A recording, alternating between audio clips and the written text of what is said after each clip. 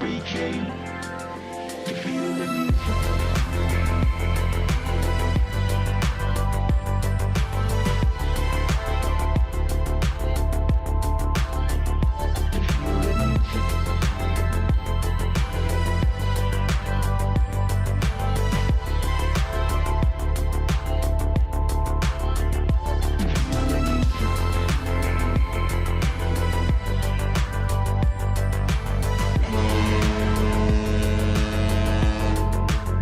Market clearing order inbound.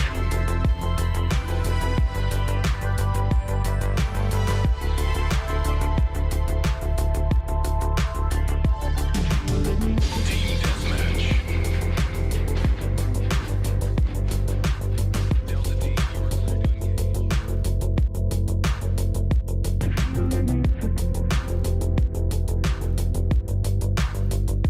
you are clear to engage.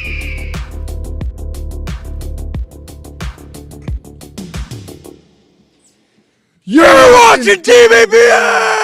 Monday, September 22nd, 2025. We are live from the TBPN Ultradome, the Temple of Technology, the Fortress of Finance, the capital of capital. Sam Altman and Matthew McConaughey defined the weekend in my world on my timeline. Two former Joe Rogan guests. Interestingly, only Sam Altman has done Theo Vaughn, and only Sam Altman has done Tucker Carlson. Matthew McConaughey has gotten snubbed by those two, but hopefully we'll get McConaughey on Theo eventually. But until then, Sam is the lone of the pair to do those shows. Matthew McConaughey on Theo Vaughn. Theo. It feels like a match made in heaven.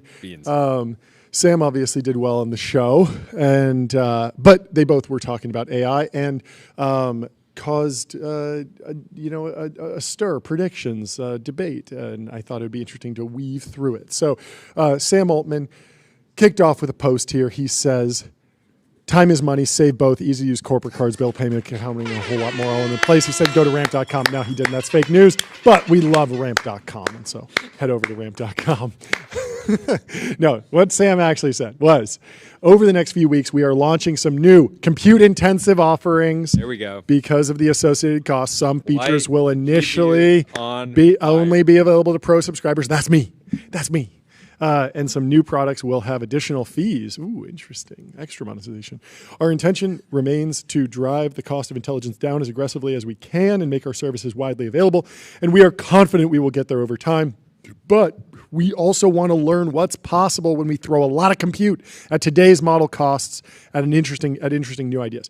So there were lots of debate over what he's going to launch. Meanwhile, Matthew McConaughey was over on Joe Rogan saying that he wants a private LLM fed only with his books, notes, journals, and aspirations, so he can ask it questions and get answers based solely on that information without any outside influence. Can we play the Matthew McConaughey clip? Because he had a very interesting phrase. I thought it was very funny. He doesn't say fine tune on this. He wants to log it in. We'll hear it from him. Let's go to Matthew McConaughey. Interested though in a private LLM where I can upload, hey, here's 3 books I've written. Here's my other favorite books. Here's my favorite articles I've been cutting and pasting over the 10 years, and log all that in. And here's all my journals, whatever, the people out, and log all that in. So I can ask questions based on that. And basically learn more about myself. I stand on the political spectrum. I'd like to... No, that's what I would like to do, which is sort of a glorified Word document, but it still would hold a lot more information. This is a great... than just, can you do find not this write term? this I would off. be asking it. This is an important consumer. This is the next big market of consumers. With the information I'd like to load it with. Yeah. Maybe even, like I'm saying, in the words of belief in the man I'm working to be, and the man I doesn't want loaded feel with like the that, current loaded state with of my LLMs aspirational. are meeting his needs, and that's really, then really ask it, and important. it's giving If you're me OpenAI, answers. you want to become the This biggest is- company in the world. You want everyone to before- use your products. Yeah. It's slowly learning about me through conversations, then going, oh, I think this is what you like based on our conversations. No, I want the answers based on what I've uploaded it with only, not from the outside world. And he probably uses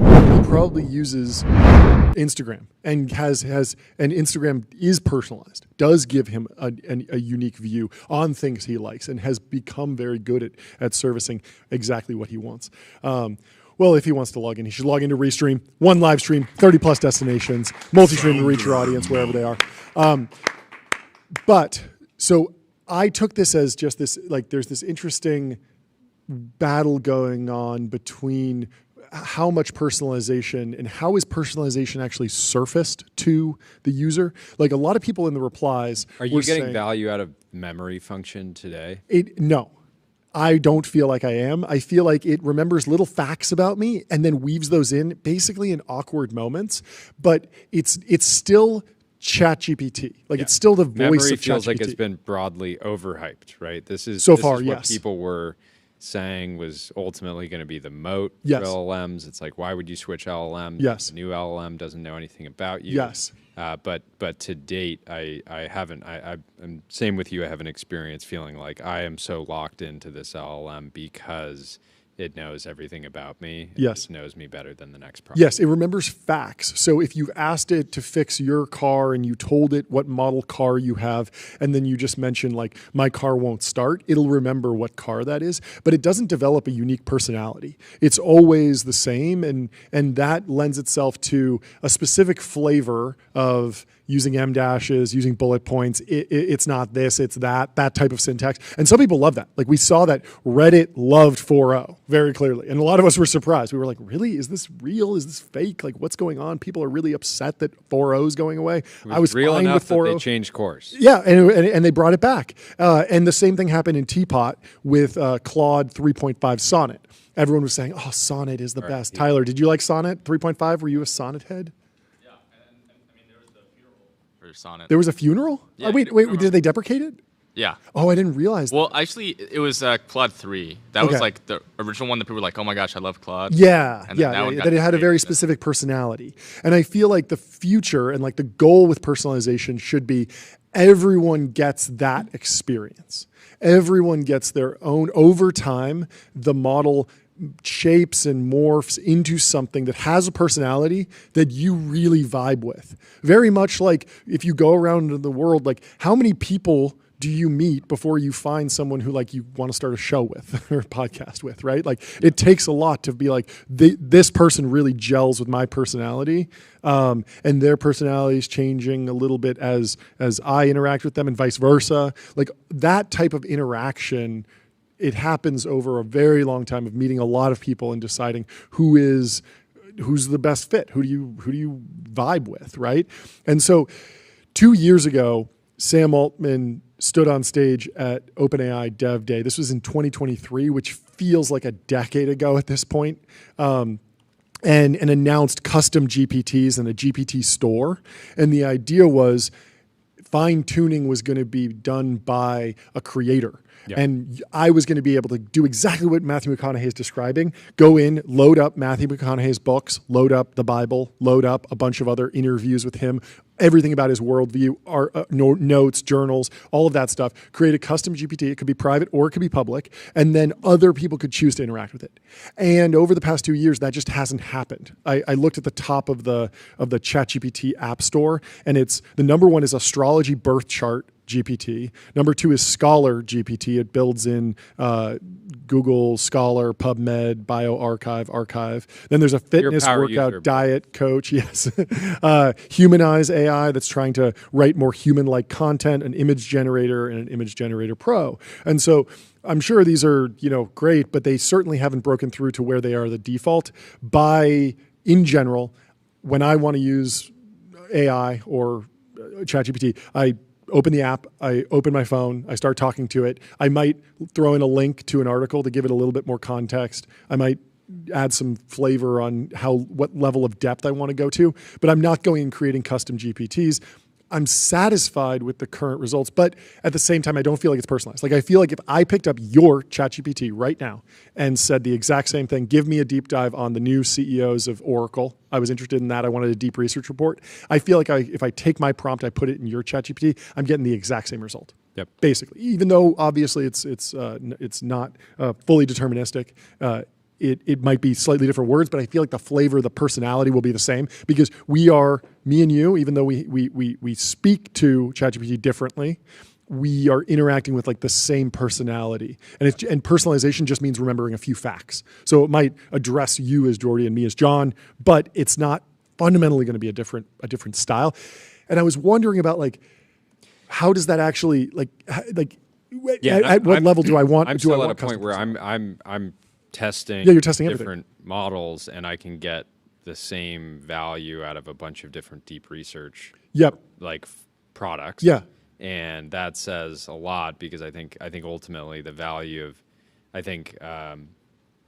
deep research products have already stabilized to the point where, yes, if you were to compare two line by line, it'd be one of them would be objectively the best. Yeah. You're getting the core value out of it, which is just a great summary of events or whatever you're researching. Yeah, so a lot of it comes down to like speed and user interface. I tend to like the current ChatGPT voice mode more than Gemini, but Gemini's deep research product is fantastic and it's faster. And so I'm going to close my phone for 20 minutes, but I like being able to just pull up the voice mode. And I feel like the Gemini app currently kind of jumps the gun on ending the voice note. Whereas with ChatGPT, I feel like I can ramble a little bit more, add more context, and then end it and then edit it if I need to.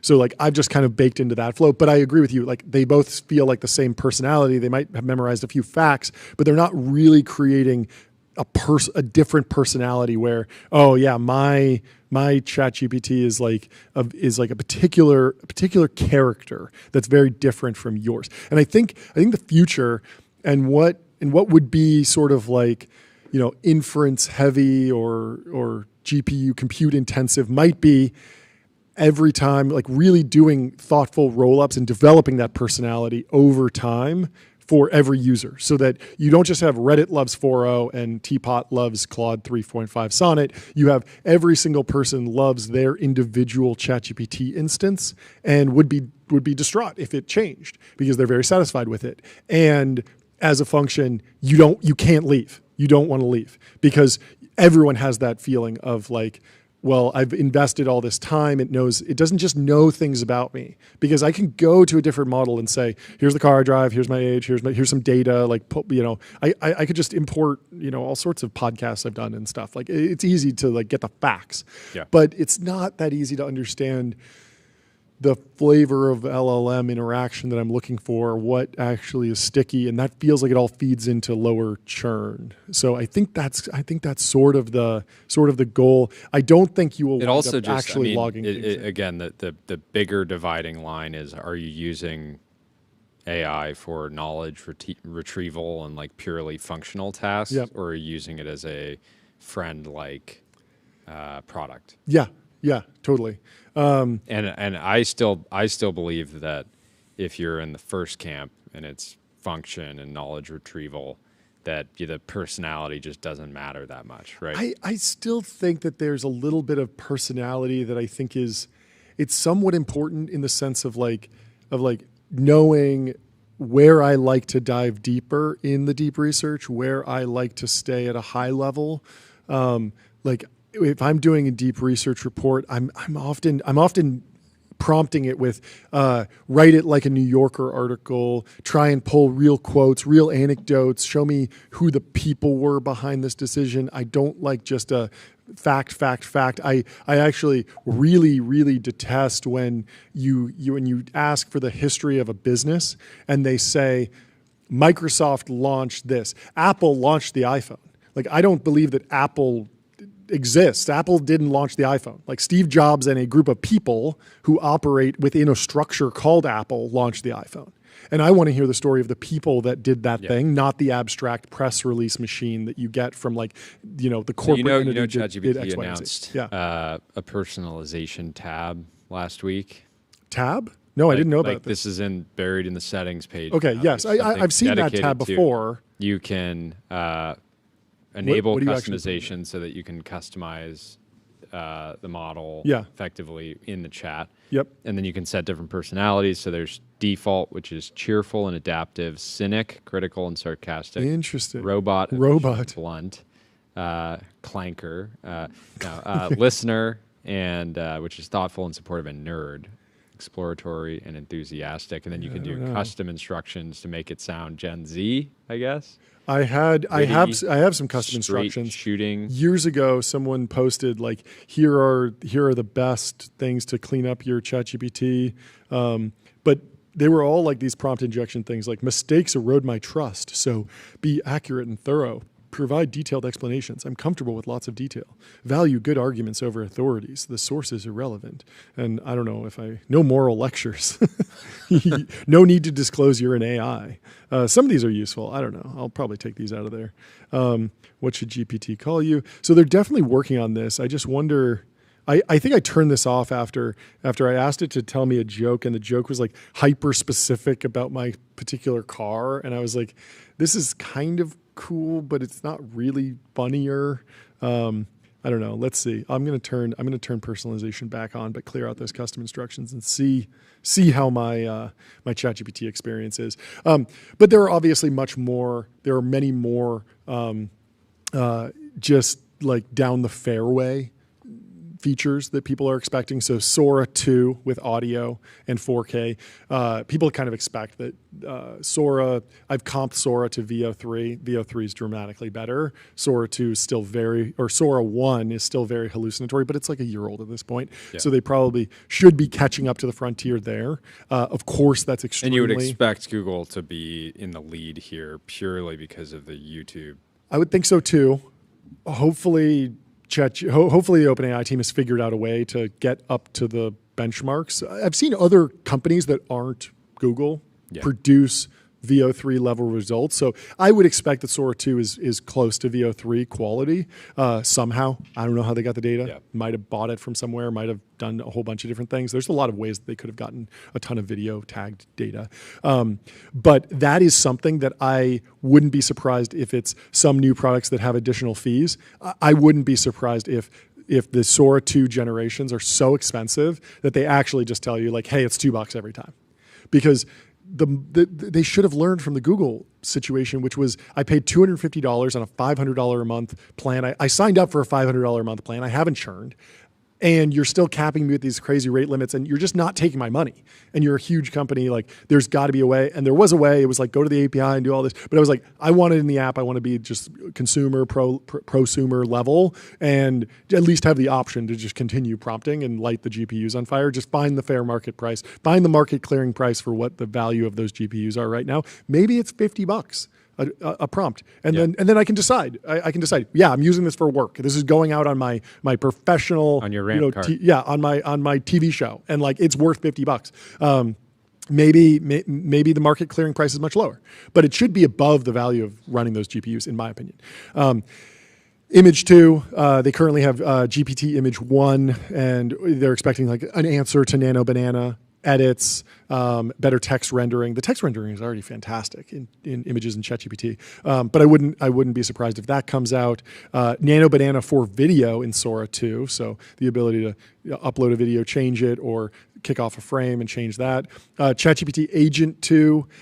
This is interesting. Agent is something that I feel like should get baked into the model router at some point. Like you should just be able to. Like right now, if you hit ChatGPT with a query, it will say, "Oh, I'm thinking longer for a better answer." I really want to get a better sense. Has Operator been a total flop? Operator's gone. Operator doesn't exist anymore. It's now Agent. But Agent mode uses Operator. I use Agent. Yes, I've used it a few times. But it's for deep research.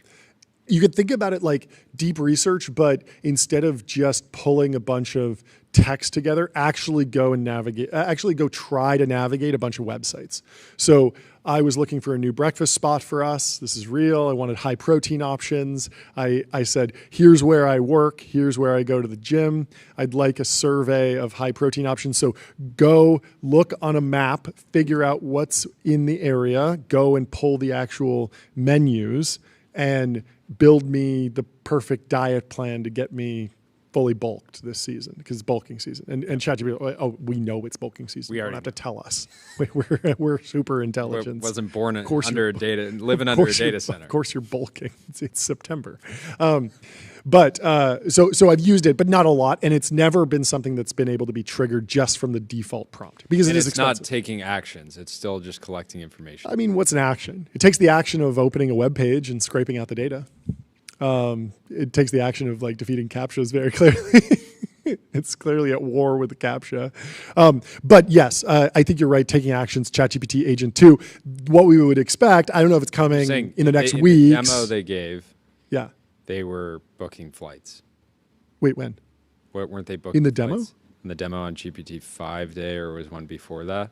I don't know if they've ever showed a demo of them actually booking a flight, but it's clearly coming. I think it'll be with their specific partners that have opted in. And so if you look at the OpenAI partnerships list, there are a few companies that have said, yes, we'd love to partner with you. And so I wouldn't be surprised if something like DoorDash is fully integrated in a way that you will be able to order through ChatGPT. And I think that'll be very interesting. Yep. So July 17th. Yes. They said introducing ChatGPT agent, bridging research and action. And they specifically said, in your personal life, you can use it to effortlessly plan and book travel itineraries, design and book entire dinner parties, or find specialists and schedule appointments. So all I'm saying is like, we haven't, like, that's not really happening yet. No.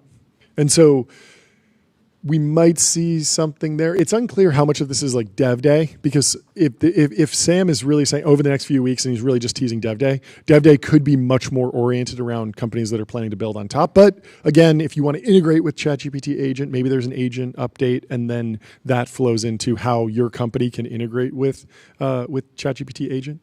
There's other predictions that we might get the model that won the IMO, and there might be an enhanced voice mode. Clearly, is Diego predicting enhanced voice mode 24/7? I don't know what that means. You just leave it on all the time? Just leave it on. People are already kind of doing that. I have noticed that some of the voice modes, if you leave them running for a long time, they get kind of crazy. Yeah. Like even just having the voice mode try and read you a full deep research report, I've had a lot of problems with, where after a minute of it reading, it just kind of like gets lost and it can't stick with it. And I don't know if it's just like the internet connection that I'm on or something, but I've struggled many times to actually get it to read it, and then also it gets really confused by the citations and stuff. It's been ups and downs. But Greg Brockman posts that OpenAI has released a large-scale study on how people are using ChatGPT. Consumer adoption has broadened beyond early user groups, and lots of economic value is being created. This is the one that leaked. Yes, like more than a week ago. It's cool because he's using the leaked image, which I don't know if it's leaked. I think it's like from a court case or something. But it's interesting because it's not, that image is not in the blog post that he links to, but it is in his post on X because he knows that this is the one that people want to dig into. So I thought it was a good use of posting. And so we've talked about this before, but it is really evenly split. Practical guidance 28%, seeking information 21%, writing 28%. Like there are very multimedia at 6%. Yeah, unknown at 4. That's ominous. What are you doing? That's self-expression at 4.3%. That's Tyler. You know that's Tyler getting weird in ChatGPT. Technical games and role play. Games and role play. Stay away from that. Data analysis, mathematical calculation, computer programming. Computer programming is 4.2%. Of course, we are partnered with Cognition, the makers of Devin. Devin, the AI software engineer. Crush your backlog with personal AI engineering team. With your personal AI engineering team. Anyway, it'll be fun to see what they actually launch. There's so many different directions they can go. They have a lot of territory carved out, a lot of different irons in the fire. I wish we could see their just overall usage chart now that school's back in session? Because you remember it just like fell off a cliff. I don't know. I don't know how much to read into that, the falling off the cliff. I don't know, and dude. I wonder they're saying 28% of ChatGPT activity is just writing. So obviously that's a lot of professionals. Yeah. It's a lot of students.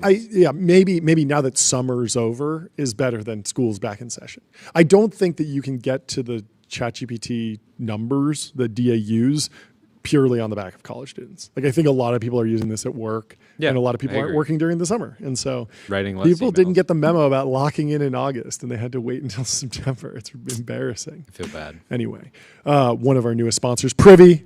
Wallet infrastructure for every bank. Privy makes it easy to build on crypto rails securely. Spin up white label wallets, sign transactions, and integrate with on-chain infrastructure all through one simple API. We are huge fans of the what do you call it? Hit it, Nick. Hit it. The bike horn. It's a bike horn. Brandon, let's get the bell and the horn. I need them together. I need them together. Yeah, both of them. It's great. So Rune is talking. There's a ton more going on in Rune. This guy's got his fingers in a lot of pies. He does have his fingers in a lot of pies, a ton of pies. This guy Rune. He says the jump from GPT-4 to 5 Codex is just massive for those who can see it. Codex is an alien juggernaut, just itching to become superhuman, feeling the long-awaited takeoff.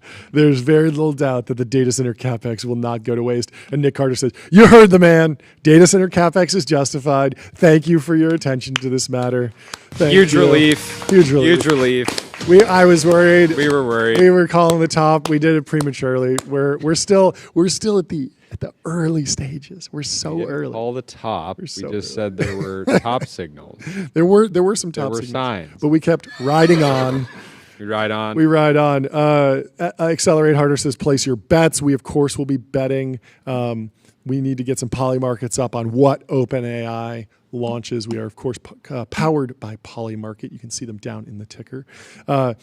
There's some other. A lot of people are kind of coalescing around GPT Image 2, Sora 2 with audio video, improved memory as a separate paid add-on. I wonder if that would be the separate paid add-on. I would switch and say Sora 2 will be a separate paid add-on because that's really expensive. The improved memory, I feel like they can't. That doesn't feel like you can't charge for that because it's so unclear what you get. Like the beauty of VO3 is you go and get 3 of them and you're like, I need more of this. But personalization is something that you're going to feel over a long time. It's going to be very, very slow. Like it's not going to be like a wow moment on day one, right?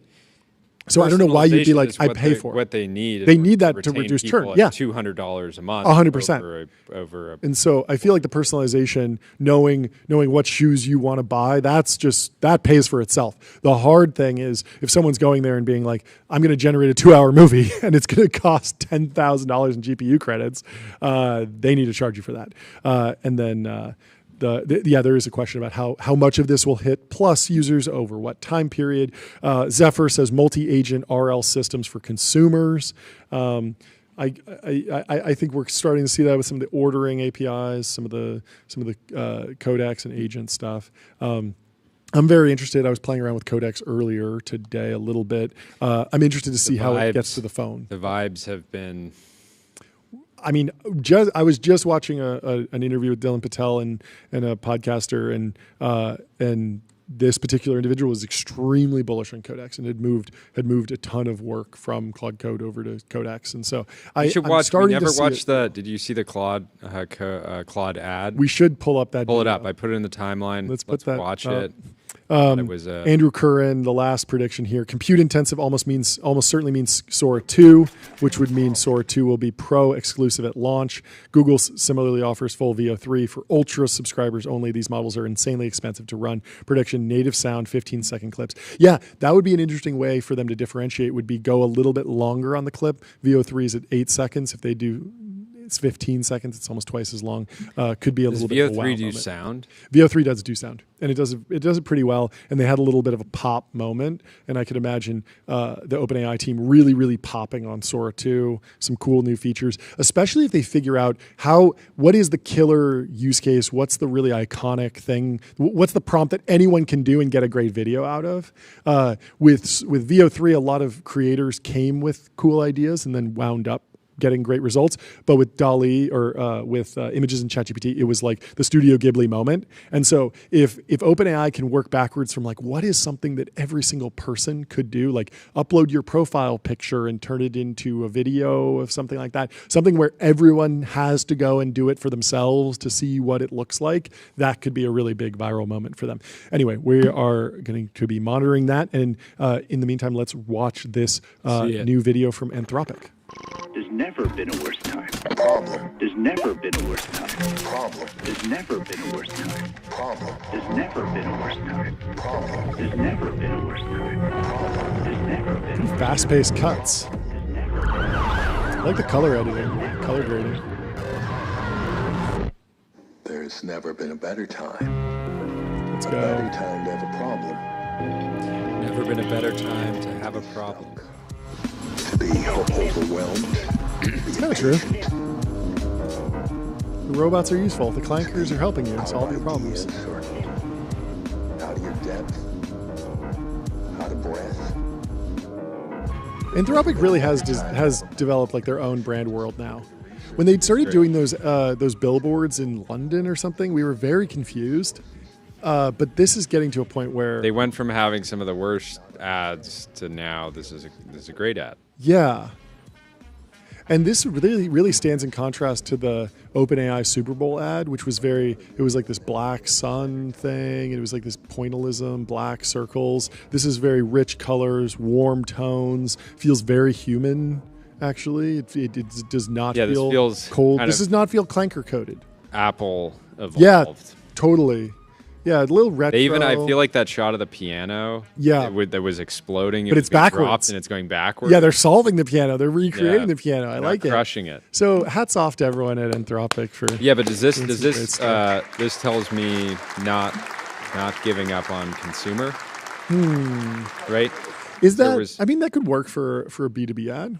You know, that could just be like the vibes are good at this company. Let's continue working together in the enterprise to drive shareholder value. You know, you can watch Not that a and be bad like, idea. okay, yeah, the Claude Code bill came through this month, and I'm happy with it. Let's keep it up. What do you think? But Tyler? it's very positioned as like, don't just think of us as a Those were code consumer guy. use cases. Yeah. Yeah. What do you think, Tyler? Yes. So over the weekend, my roommates I live at UCLA Yeah. with a bunch of students there. They were telling me at a We get it. You don't need to like make a big deal out of it. We get it. Yeah. You live at UCLA. It's not that big of a deal. Yeah. So so at the football game, they said We there was get an it. ad You for went to a Anthropic. football game. No, I didn't know. I was get not it. there. You're a We college get it. You're a college I student. was not at the football game, but there was Hey, an ad round for of Anthropic. applause for Tyler. Wow. Okay. Yeah. Living the college dream. Unlike these washed up podcasters over here, just rubbing it in. So young. He's got his whole So life much, ahead such of a him. bright future ahead of you. Okay, but so there was an ad for Anthropic at the football game. Okay. Wait, what do you mean? Like, Like on the jerseys. No, it was like on. I think it was on like Halftime? the big screen. What are they Okay. called? I don't know. Big screen, yeah. Yeah. And they were like, oh, what is this like company? Like none of them had ever heard of it. They were like, oh, it's like slept on, like Claude. Like they don't want you to know about this. Okay. So I think there's some like consumer thing going on, Yeah. at least among students. The war for the consumer yeah, I've maybe also seen isn't over.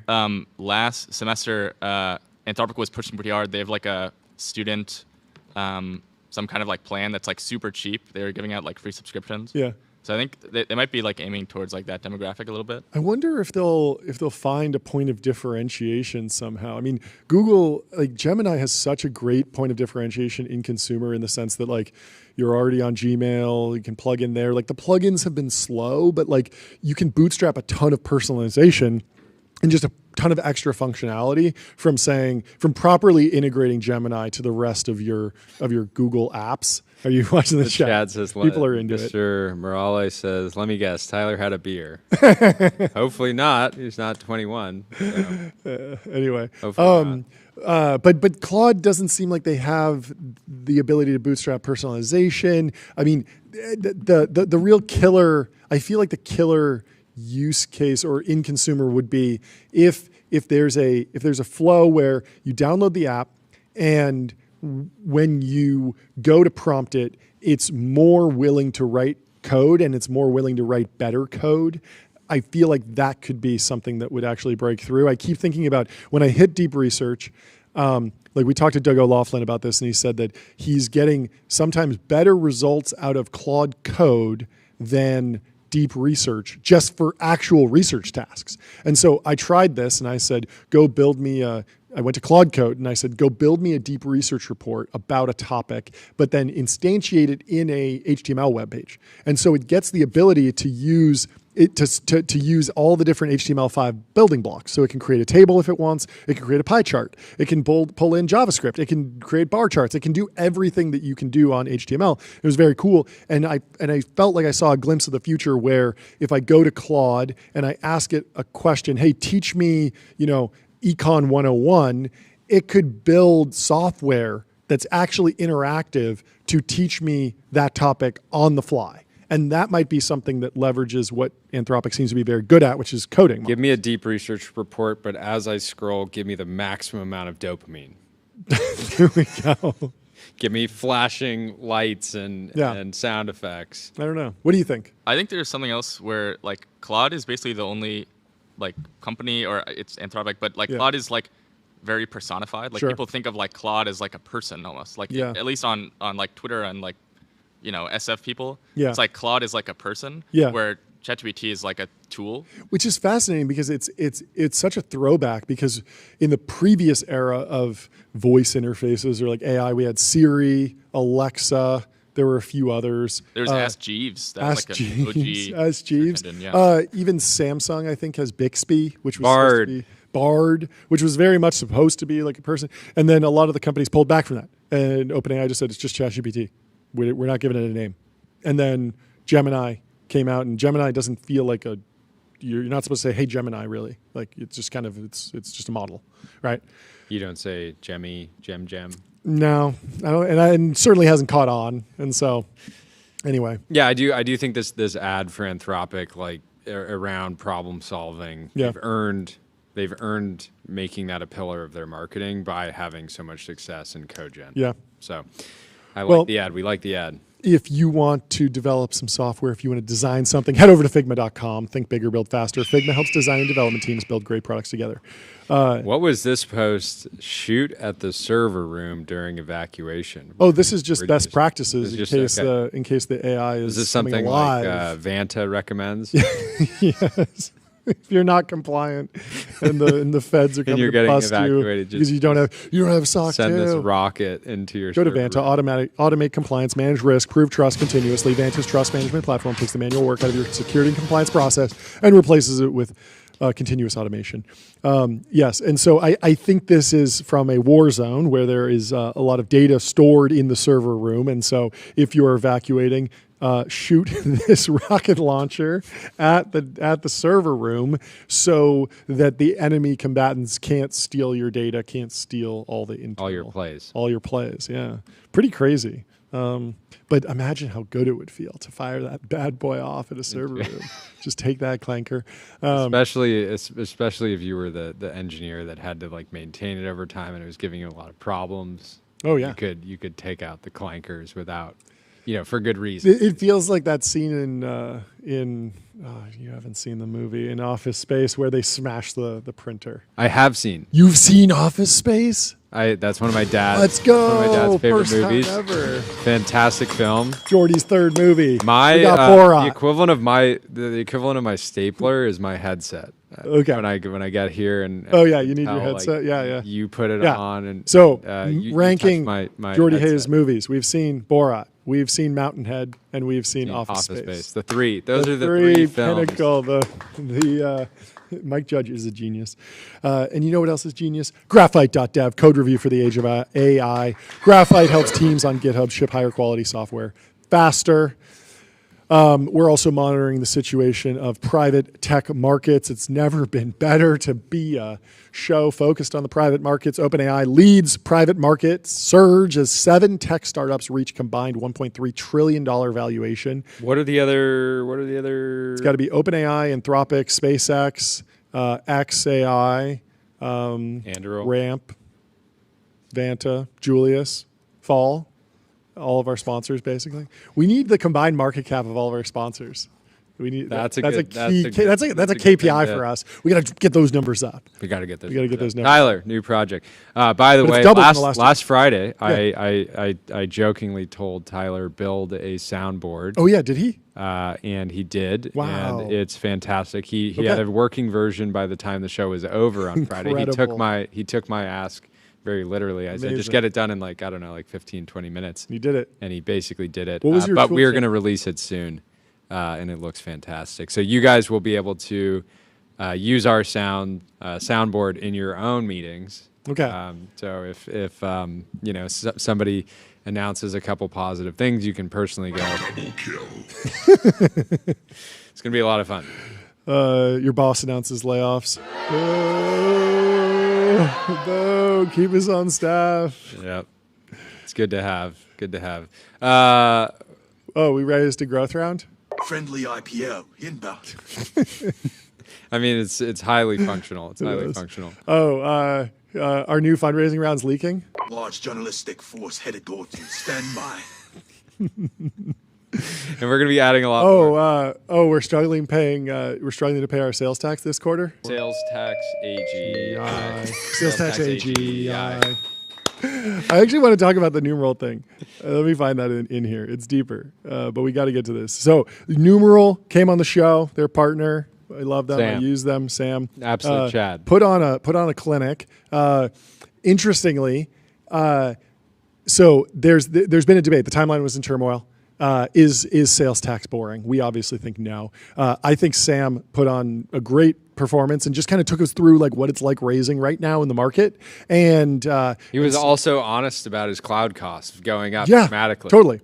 And so he shared the announcement. He says, I'm thrilled to share that Numeral has raised the $35 million Series B, led by Mayfield at a $350 million valuation. Turns out sales tax and VAT have gotten so complex that we need AI and millions of dollars in VC funding to make it simple again. This brings us to $57 million in funding. And so he tags the investors. He went on a press tour. He came on our show, talked about this. And Levels.io got a little snippy with him, quote tweeted it and said, you can often predict a company's course if their announcements talk more about how much investment they got than their product. If I'd raised $50 million, maybe I'd not even tweet it, just use it to improve the product and get more users and talk about that. Having money in the bank tells me absolutely nothing about why I should use your product. It's not my money, it's your money. And so I disagree with this on multiple levels. Like one, if you're building software for businesses, it's very helpful to communicate that we have a lot of funding doesn't guarantee anything. Yes. But it's a vote of it's showing that smart people have confidence that you're going to create a lot of value in the future. And just be around by for a long delivering time. great products for customers. Totally. Two, as a business, your job is to take anything that you do and make it newsworthy. Yep. Fundraises are easy. Hires, right? trade deals. Trade deals. Partnerships. Right? Your job is to just take anything that's going on and make it newsworthy. Take another opportunity. The most bearish thing is as a company that launches once, right? Mm-hmm. The best companies launch over and over and over. Yep. They're not like, I'm going to launch and then I'm just going to be quiet and do my thing and just make the product a little bit better every day. It's like you have a new feature, you have a new hire, you have a fundraise, you have a profile, right? It's like launch. Yep. And Levels, obviously, a great builder. Yeah. And we should have him on the show. But it's he just is hates venture capital, so much. And I think before he knocks it, he should try it. Yeah. I mean, the other thing that Levels launches, like the most recent product that he got to go really viral was this amazing vibe coded game in the browser that anyone could just click and try. Massive TAM for that product, right? Anyone can be like, oh, I know Flight Simulator. I've been on a plane. I want to fly around. I'll click this button, right? And it was an interesting business story and it was an interesting product and it looked cool and it was a demonstration of vibe coding. He's done a few other products that have been visual. One was an interior design product that you could take a picture of your empty apartment and then put furniture in it. And that is something that also will naturally sort of go more viral than, okay, we launched VAT compliance, right?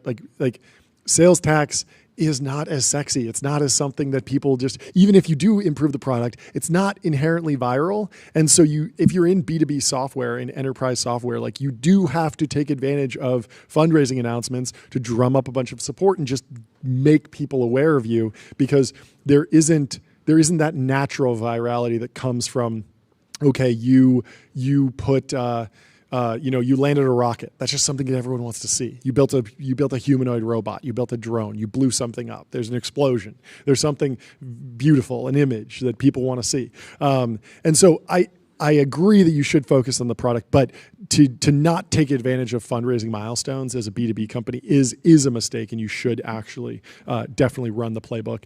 Ajni Midha over at Andreessen had a different take. He said, true for the median startup, but it's dangerously wrong for frontier technology companies. Capital is a weapon. He's just making the case for raising money. But I think the other case is just that when you're in B2B, you need to be taking advantage of the business story, and the business story is the fundraising story, and so you have to deliver on that. And Levels is just playing a totally different game. Yeah, which is fine. He makes hundreds. There's nothing wrong with playing that particular game. I think he probably makes few $100,000 a month in like profit from his businesses, but he's not really creating enterprise value. Yeah, right. A lot of his businesses would probably sell for maybe like a 1x revenue or something like that, which is great. But he's just playing a totally different game. Yeah. Sam is playing a game where he takes a modest salary and he's trying to build a company that will one day be worth billions of dollars. Yep.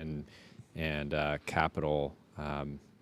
Again, even the best businesses in the world end up tapping the capital markets and just being like default against using financing in any form is just silly. Great tool for the job.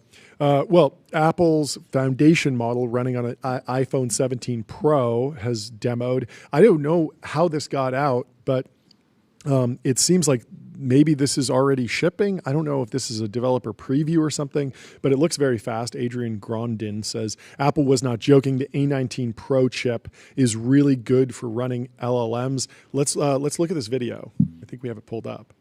So he types in a prompt and it just spits this out. And apparently this is on device. This is on device inference. And so a lot of people are saying like Apple's going to win. I don't know that this is what does it for them to get them to like win, AI, but it certainly seems what is Apple Foundation? Do we know?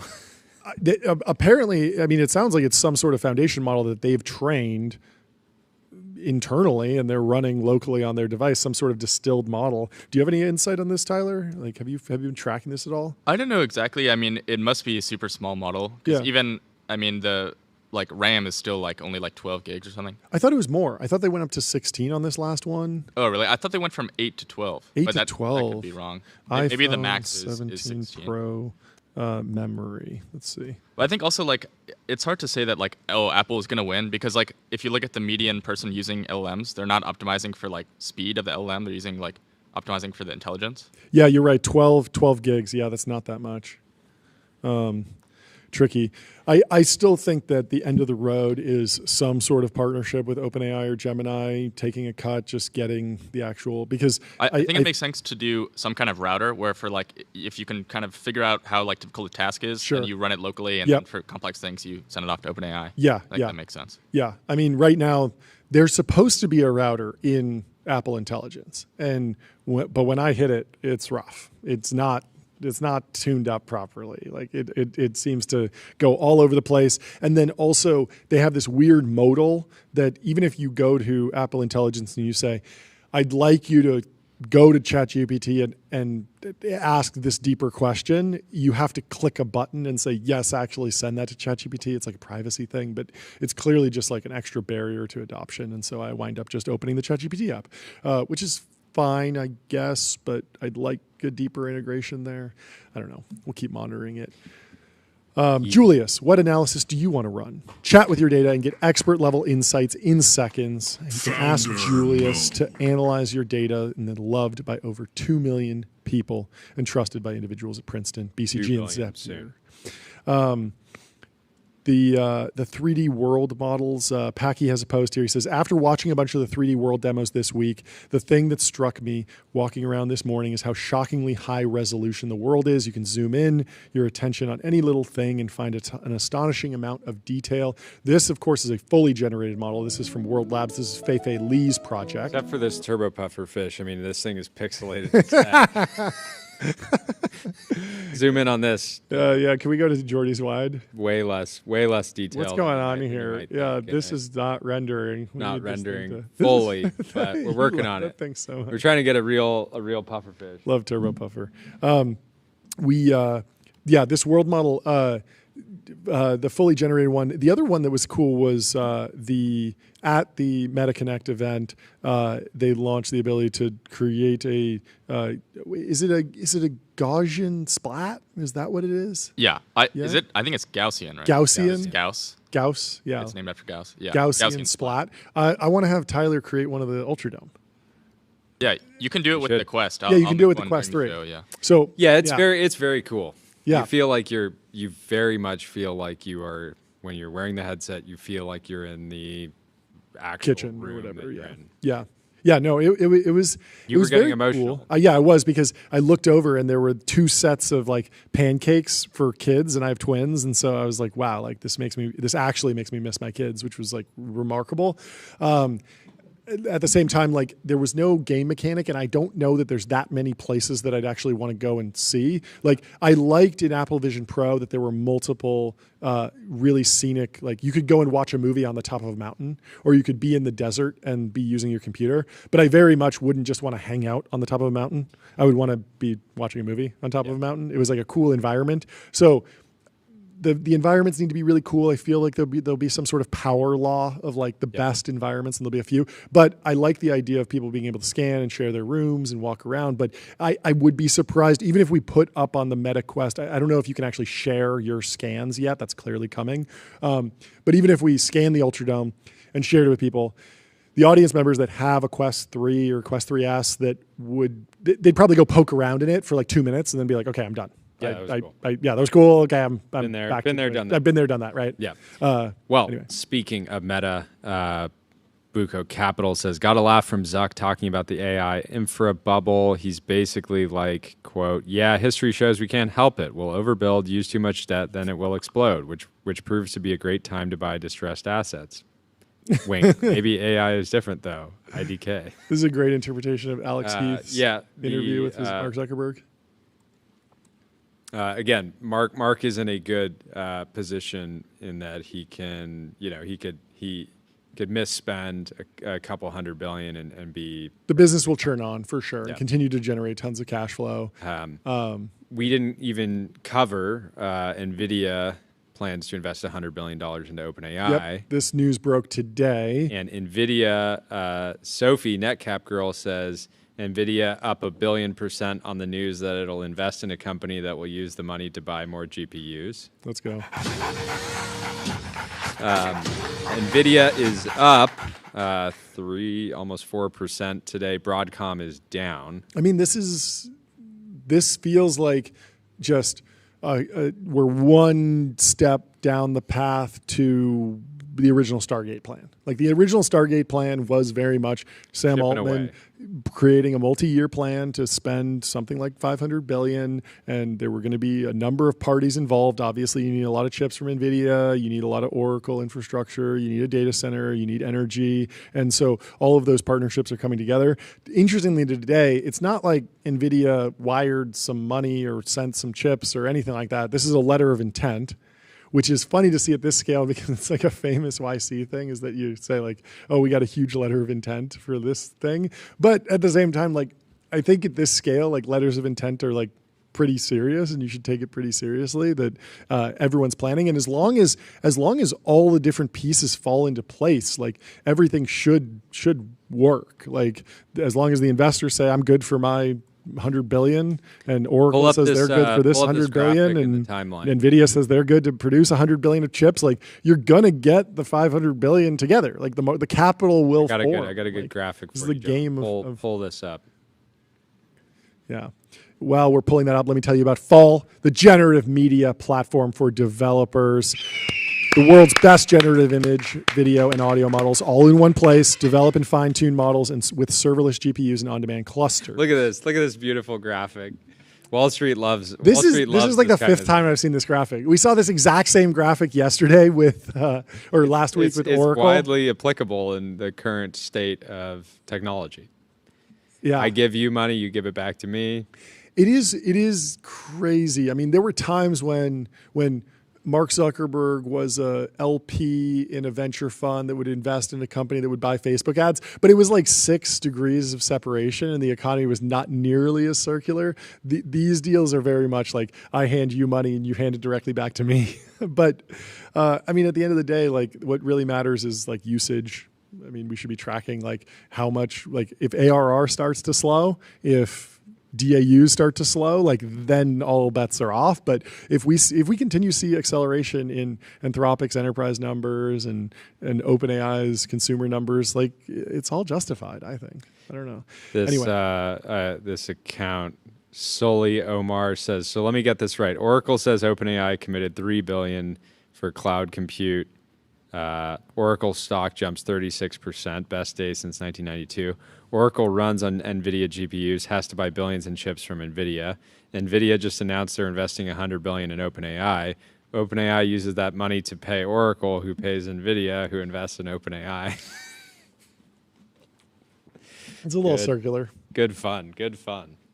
It's a little circular. We'll see. But Carlota Perez, the goat of financial bubbles, has weighed in. She is quoting a post from Colossus, Patrick O'Shaughnessy's publication.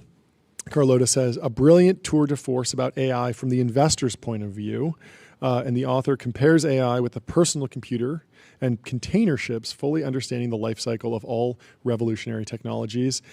We will have to dig into this article. It's called AI Will Not Make You Rich. If you're not subscribed to Colossus, head over and get a physical copy. It's by Jerry Newman in the September 2025 issue, in issue 4 of Colossus Mag. The disruption is real. It's also predictable, he says. So this is a longer article. I want to read through it. We don't have time today. We will get to it in the future. We might come back to it later in the show today. Who knows? But let's skip through that. And in the meantime, tell you about Turbo Puffer. You saw the pixelated Turbo Puffer. Bish, search every byte, serverless vector, and full text search, built from first principles on object storage, fast, 10x cheaper, and extremely scalable.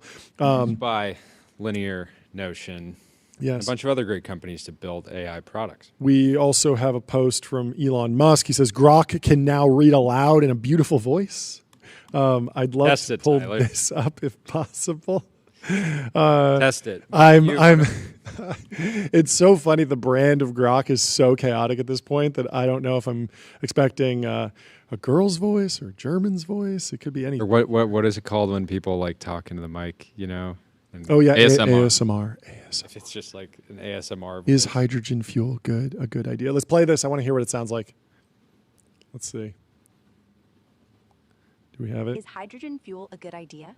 Hydrogen fuel is clean, zero tailpipe emissions, and useful for niche cases like heavy industry or long-haul transport. But it's inefficient. This actually just sounds good. 25 to 40% round-trip efficiency. This sounds like the normal voice. It's like completely smooth, like and lacks infrastructure. You can definitely tell it's AI. Global yeah, you can tell it's AI, but it's not ideal. Like for this is definitely not the best voice I've heard. What's the best voice you've heard? Losses and probably something from 11 Labs. Yeah. No, they seem to still kind of be in the yeah. I was very uncertain on like how. I mean, we talked to Mati about this, but I was very uncertain on like how 11 Labs would maintain any sort of moat around the foundation model companies, but it feels like they're basically trying to be the Midjourney of voice, where it's just this opinionated artistic vision that leads to something that you can't quite just instantly optimize against. You know it when you see it. You try a bunch of things. What do you think? I think another thing is I believe they have a product where you can like clone a voice. Yeah. Which none of the other labs seem to do. I think because of like legal stuff. Yeah, but I mean, Siri was initially cloned. Like there is a woman whose voice is the voice of Siri. You would think you would just hire someone with a good voice and then just say, hey, we're going to license this and we're going to pay you a royalty and let's get a contract in place. And there's some voice actor out there who's like, I would love to be the voice of Claude or the voice of No, I mean that like Like, why don't you like think you this can is make clone? like on 11 Labs, I can make my voice. Okay, okay, and you just want to listen to yourself that much that it has Okay, to be you? I don't do that for me, but I could make someone who is like a good speaker read something, who has like a nice voice. Okay. But, like I don't think other labs do that because I would like just there's a whole think thing that- about her with Scarlett Johansson. Yeah, but I would just think that if the Grok team wants a particularly beautiful voice to read things aloud, that they would go and find a particularly great voice artist and then clone it. You don't think that's what they're doing? No, I don't think somebody that's should hire David Senra. That'd be very good. That'd be very good. Well, without further ado, let's bring in our first guest. We got John Shahidi. Welcome Here to he the is. stream. How you doing? Good to meet you in person. Thanks so much for coming on the show. Good to see you. Yeah, good to see you too. Welcome. Thank you. We have a podcast mic for you. Why don't you kick us off with an introduction? Tell everyone who you are. Yeah. How you doing? Well, it's good to meet everybody. Yeah. And I'm John Shahidi. I created the Shots Podcast Network, which is a podcast network that hosts a number of different podcasts. And then we also incubate and create different brands: Full Send brand, Happy Dad brand, Ranger Cut Jerky. And I think our business model really now moving forward is just to, create brands and treat brands like we treat creators. Mm-hmm. So, what's the methodology for deciding what categories are ripe for a new brand? I think you got to look at. I have a lot of thoughts on that, actually. I talked to a guy who said he literally walks through. He's more of a scientist, doesn't do any creator partnerships, but he will walk through the grocery store and just look at the aisle and be like, "Okay, this aisle's dominated by Unilever and P&G. I don't want to play in it." Yeah. But when he finds a spot, he found the popcorn aisle, which is there's a little section of the grocery store popcorn, and Orville Redenbacher is the only player. It's like a 200-year-old company. He's like, And I'm coming for your lunch. their lunch Yeah. because he knows that they're going to be a little bit sleepier and he's going to be able to play in that category. And he launched a product and got it to I think 10 million ARR, did pretty well. But anyway, how do you think about white space in brands? I think you could also go after the big boys. I mean, we did that with Happy Dad. That's right. We went after White Claw, High Noon, right? White Claw, High Noon, the big beer companies who still Sure. to this day haven't been able to figure it out. Yeah. Buds and Coronas. Yeah, what? Give people a sense of it's funny because I think people see Happy Dad everywhere, but maybe don't have a sense of like the scale and kind of the velocity even. Yeah. I'll get into that. I want to just answer this one real quick. So I think the big thing you have to do is look at a category that could use disruption. Mm-hmm. With Happy Dad, we looked at, back in 2021, people wanted better for you drinks, but most of the better for you drinks that were coming out, like the White Claws or Truly, were really catering towards women. So it wasn't necessarily cool to drink a hard seltzer if you were at a party or whatnot. So we said, all right, so how do we go after this category, but bring a different demographic into the category? Yeah, that makes sense. And I think that's where you could also, going back to what we were just talking about, was, even getting into these other spaces, whether it's popcorn, pizza, how do you bring a new customer into that category, which is what we did with Happy Dad. We partnered with Nelk, and we said, all right, now how do we make this cool amongst men? The branding of it, the liquid in it is, 1 gram of sugar, 100 calories, a can. It's a seltzer. But then when you look at the Happy Dad can, which I'm surprised you guys don't have here, you have every single brand in that fridge. Well, we don't. We have don't. my boys. Well, we actually don't. We don't drink your water. No alcohol in the champagne infrequently. Yeah. But if you guys, this is light alcohol. We could send some here. Okay. Okay. Yeah, we'll send some to you. I'm sure the boys would take you up on it on a Friday. On a Friday afternoon. Not a Monday 12 p.m. Right? No, a little bit early. No. But yeah, I think that's what we did. We said, all right, how do we look at this seltzer category and how do we bring males into it? The branding of the product looks like a beer, feels like a beer. It's in regular 12-ounce can. Doing these tours amongst different bar towns or even different colleges, and just catering towards the male audience. So I think you could get into these different businesses if you could bring a different profile person into that category, whether you want to go against Unilevers or Nestle's or, in our case, Coors and Anheuser-Busch and Constellation brands or Boston Beer. So talk about, I think it's a lot of people that have like a creator audience will think, okay, I have a bunch of people that watch my content online. I'm going to create a product that I can sell to them via e-commerce. that seems like it hasn't really been the approach to date for shots and full send and Nelk broadly. Feels like you went retail early. Retail first, basically.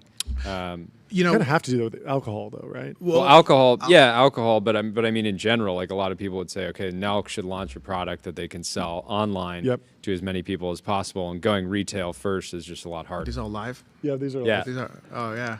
Shout out to the Raghav chat. says, bro, this guy is one of the most legendary managers of all time. Is this on X or Discord? What is this? It's all, we get all the chats into one restream. YouTube's the primary chat place. Okay, cool. You can say what up to them.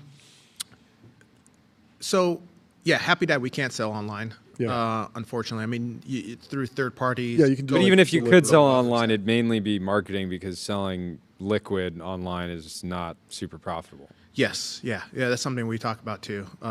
We've looked into getting to other categories of beverages, and selling, energy drinks or water. Yeah. It's very expensive. Even you look at like Amazon and all the different, Amazon fulfillment center fees and all that stuff. It gets pretty pricey. But, I think the one thing I do, I don't want to say with Happy Dad, the challenge has been, my expertise has been online marketing my whole life. Marketing a YouTube channel, a YouTube video, a Spotify link, Instagram, Snapchat. The challenge with Happy Dad has been we can't do that because you could buy it on GoPuff or Instacart, third parties, but there's no Shopify, there's no Amazon store. But it's also, and I got this bit of advice from Dana White when we first launched the product. He said, with Happy Dad, there's a multi-tier system where you have to use a third-party distributor to distribute the product. He said that distributor, this is back in 2021, he told me, that distributor is going to want to own the relationships with all the retailers. He said, I'm going to give you and your brother Sam a bit of advice. Don't let any third party own that relationship. Treat these retailers like you've treated these platforms. So like we have like the best relationships with YouTube and Snap and Meta and Spotify, Apple, all the different platforms. He said, treat Walmart like you treat YouTube. Treat Kroger's like you treat Meta. Treat 7-Eleven. And so even if you're selling through the distributor, you're still building a relationship with the end retailer and spending time with them, and you don't care that at the end of the day when they're signing a purchase order. Then we tell the distributor, like, here, we actually did the work. The Circle K guys, we spent the weekend with them. Great guys. They're in. They want to bring all these different SKUs into your store. Here you go. They're like, well, we know people. No.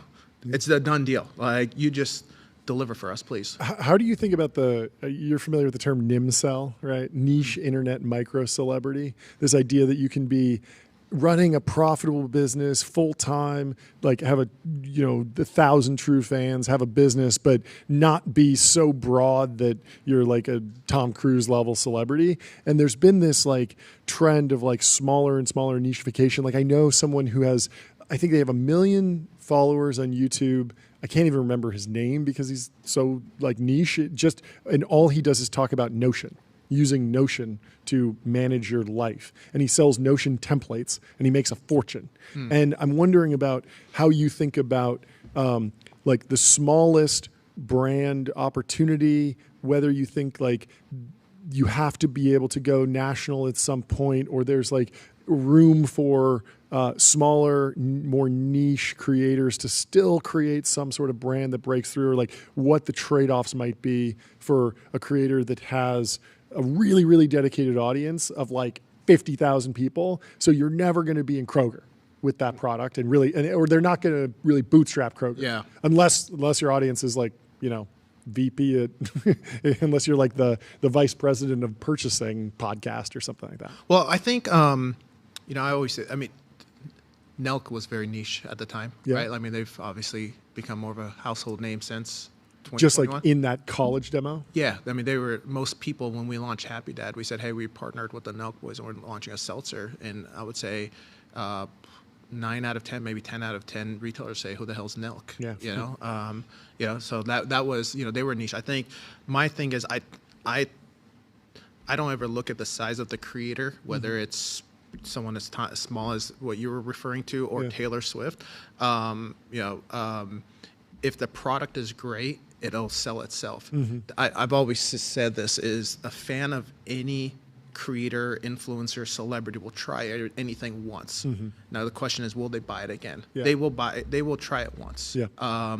No matter what it is. You know, there's celebrities that have launched ice creams and they've come and gone. The biggest celebrity, I don't want to say their names, but you know, the biggest celebrities have launched ice creams. And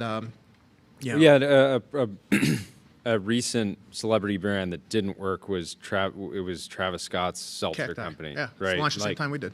And I think that you would think that Travis is enough of a superstar that anything he did and put his brand behind would at least get to. Didn't he pull like 1 million people into Fortnite to watch him play? Yeah, he is massive. That might make it hard to sell alcohol. Yeah, maybe. Pulling. But anyways, being a global superstar and launching a product does not guarantee success. And I think what you're saying is like the actual quality of the product matters a ton. Yeah, I mean, I always look. So Travis Scott's seltzer didn't do good, but like his collabs with Nike are fire. You know what I mean? And people go crazy with with AP. that.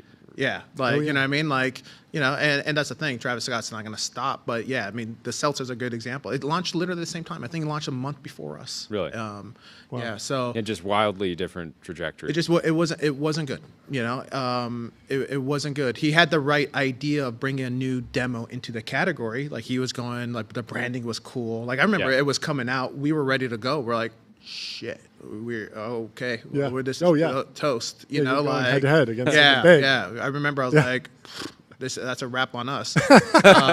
But you know, but then it had just come out and we tried one. We're like, never mind, we're gonna win. You know, that's all we had to do was try it. What do you think about taste? Not just literal taste of the beverage or the product, but just taste broadly. Is that something that a creator can actually bootstrap, or do they just have it? Do they have to have it innately? I feel like I've run into creators that have had incredible audiences, and they've even kind of picked the right category, but I taste their product and I'm just like, this doesn't taste good. Like, you just didn't nail it. And maybe it tastes good to you, but it doesn't taste good to enough people that I think people will stick around and this will actually have, you know, exponential takeoff.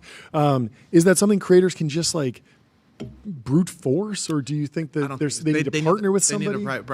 They need to find the right partner that has the expertise, that's not going to settle, that's not going to be excited about the creator, not going to say like, you know what, you're so and so, like whatever you throw your name on is going to work. You know, like they're excited. There's been people I've seen it in the world of different people I've worked with. They just get excited and they're so excited, and sometimes they get celebrity excited where like they're just like, you know, like I'm so excited to be in the room with them. I don't want to piss them off. I just want to go, and I want to go tell my friends that I'm partner. You know, I'm partners with this person, and you know, and that's always the kiss of death is when you don't have the right partner who doesn't want to be honest with you and is just more excited to have your name and go be able to tell some people that they're in partnership with you.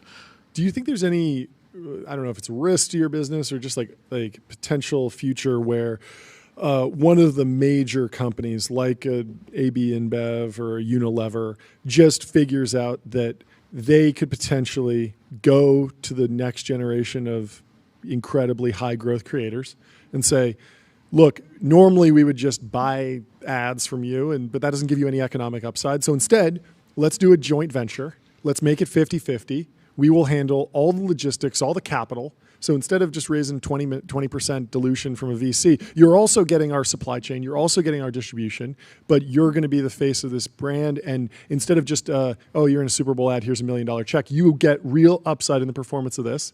And then maybe we spin this out, maybe we buy the whole thing at some point, but they're just getting in much earlier to a more complete extent. Do you think that's a model that we could see happen in the future, or do you think there's something about the big companies like all that these don't want to do it? These big CPG companies have innovation divisions whose job is kind of like they certainly spend a lot of money. They spend a lot of money like kicking these ideas around, and they'll make a bunch of different like concepts, and you just don't hear them ever going from 0 to 1 and breaking out. And I feel like they're also in a position where they can sit back and be like, let's let the market create hits, and we'll just cherry pick the best ones. Well, you know, I don't know why we're still talking about cacti. Even reading comments about cacti. But cacti was that. Cacti was a partnership with Anheuser-Busch. Oh, no way. Yeah, okay. That was exactly what you said. So maybe I don't know was what the exact split was, but it was co-owned by Travis Scott, Sure. and Anheuser-Busch, distributed by Anheuser-Busch. Interesting. You would think that would be. I Yeah, well, totally understand another why you were so problem is- worried, because that feels like they have all the advantages against you, and yet maybe they lack the entrepreneurial talent, and like they need to win. You needed to win. Big problem here is I don't know the actual guy who is running Cacti. Exactly. Right? It's like some person in a big organization. Meanwhile, like Happy Dad, regardless of how great Nelk is, how great the product is, like I'm sure Happy Dad like wouldn't be a hit if you weren't like step by step making plays. And it's just like and betting your personal brand. Personal brand, and also like you probably have taken unlimited phone calls on Saturday, Sunday, Tuesday night. Whereas, like, if you're just some corp dev person at a big company, like, are you really going to push that extra mile, take that extra flight? Marketing too, right? Yeah. Like, you know, having different podcasts and having the placement, you know, like, you know how many of those podcasts with Nelk? Yeah. I've been there, like, while they're interviewing, putting the Happy Dad right next to everybody, creating towers. Like, when they interviewed Elon, like, we were struggling finding Happy Dads in Austin. We had to, like, delay him from coming just to make sure that that we had product in there. I was like, we're not going live until there's Happy Dads in front of him, you know? So, like, you know, those are the things. Doing things that don't scale. Yeah, the like the grassroots, you know, type of things as well. So I think that's the other problem. I actually think partnering, well, also, like, there's no innovation on their side, too, on those big brands. I think that's where they need people like us or you guys, like, you know, forward thinkers. No guy in a boardroom is going to think of, you know, at Unilever or whatever is going to think like, oh, wow, like, let's build this with Taylor Swift. No, they'll buy it. Or I think this ingredient that's not popular today is going to be super popular in 5 years. Yeah, totally. Yeah. I mean, the energy drink companies right now, like, none of them. How come none of the big energy drink brands, Red Bull, Monster, Celsius, have come out with a stevia or monk fruit sweetener replacement, right? Like, they're just not thinking about it, but somebody will, and will end up selling their company to one of those three. You know, or you know, Dr. Pepper. What give us a lay of the land of like the platforms today, in your view, from TikTok, you know, potentially going through some type of acquisition or restructuring, to YouTube, to Spotify. Like, how are you advising the creators and kind of like talent that you work with on getting the most out of the different platforms? Well, this will probably give me trouble on this podcast because I know everyone from all these platforms probably watch this, but I'm a YouTube first guy. Okay. Like, I think, you know, I'm a YouTube first guy for video. When live, I'm a X. You know, I like X for live a lot. But, you know, which is crazy because I think they have like one person that works on the live product. From what we've heard. No, it's my buddy. An absolute legend. But it's a special. It's a special thing that was, I mean, certainly underutilized. Like, X live streams were basically, you watch the SpaceX launch there and then you get off. And that was it. And now there's a number of shows, ours is one of them, that's put X live streaming front and center and kind of realized that no one was really taking it that seriously, and like, it's a pretty decent product. Yeah. No, I love YouTube. I love for the discoverability. Totally. Purposes. You know, you like, can actually go viral, get millions of views. Just if you have good content, you show up there, it's going to get shown, it's going to get seen, and it has a longer tail, longer half life. Like, you can let a video simmer for a month, and it can just grow to 1 million views. On X, it's got to be like that day or nothing, right? So it's a little bit different. Yeah. We talked about that when we first met. Was like the clips, like your clips. Even this interview, someone's probably going to watch in 2 years, 3 years. Totally. I mean, I get it now from old interviews. People say, "Hey, I watched your interview." I don't do a lot of interviews. I do maybe 2 or 3 a year. But like, say, "Hey, I watched that interview." I'm like, "Which one?" Like, I did that 3 years ago. You know, where the discoverability's not quite there on anywhere else, Instagram, TikTok, and whatnot. So that's why I really like YouTube. YouTube's like the library, for sure. Spotify feels like they're trying to solve discoverability, but it seems like they have very limited inventory in terms of how it shows up. They have that one placement that's like on the homepage that I see every now and then. It's not super dialed in yet. Would you see them ever doing live video? I think they have to. I don't know if they are. I haven't heard anything, but I think they kind of have to. I mean, live video. I mean, you guys actually, like, you guys are going to change the game with live. There's going to be a lot of copycats, like, after what you guys have been doing, especially on X. Like, you guys are going to change the game. There's going to be a lot of people now because of you guys, and your guys' growth has been insane. Let me ask you guys something, though. Please. Because you guys talk to a lot of different AI, you know, all these different LLMs. What do you think they're going to do with social? Like, what's ChatGPT or, I mean, Grok, I guess, has X, but like ChatGPT or Perplexity. Yeah, I think OpenAI is going to allow you to share, or there's already a share button in ChatGPT. Yeah. So if I go, I mean, this happened just earlier today. I was pulling up some research and I shared it with somebody on my team, shared a link. He can see not just the result, but what I prompted, what I followed up, have a whole discussion. And I think that people, the most basic form of sharing within an OpenAI social network, if you call it that, would just be I go and explore a topic, and then I can share it out, and you can just see what I'm interested in. So I did a whole deep research report. I fired off. It took 20 minutes to pull up all this stuff on the new CEOs of Oracle.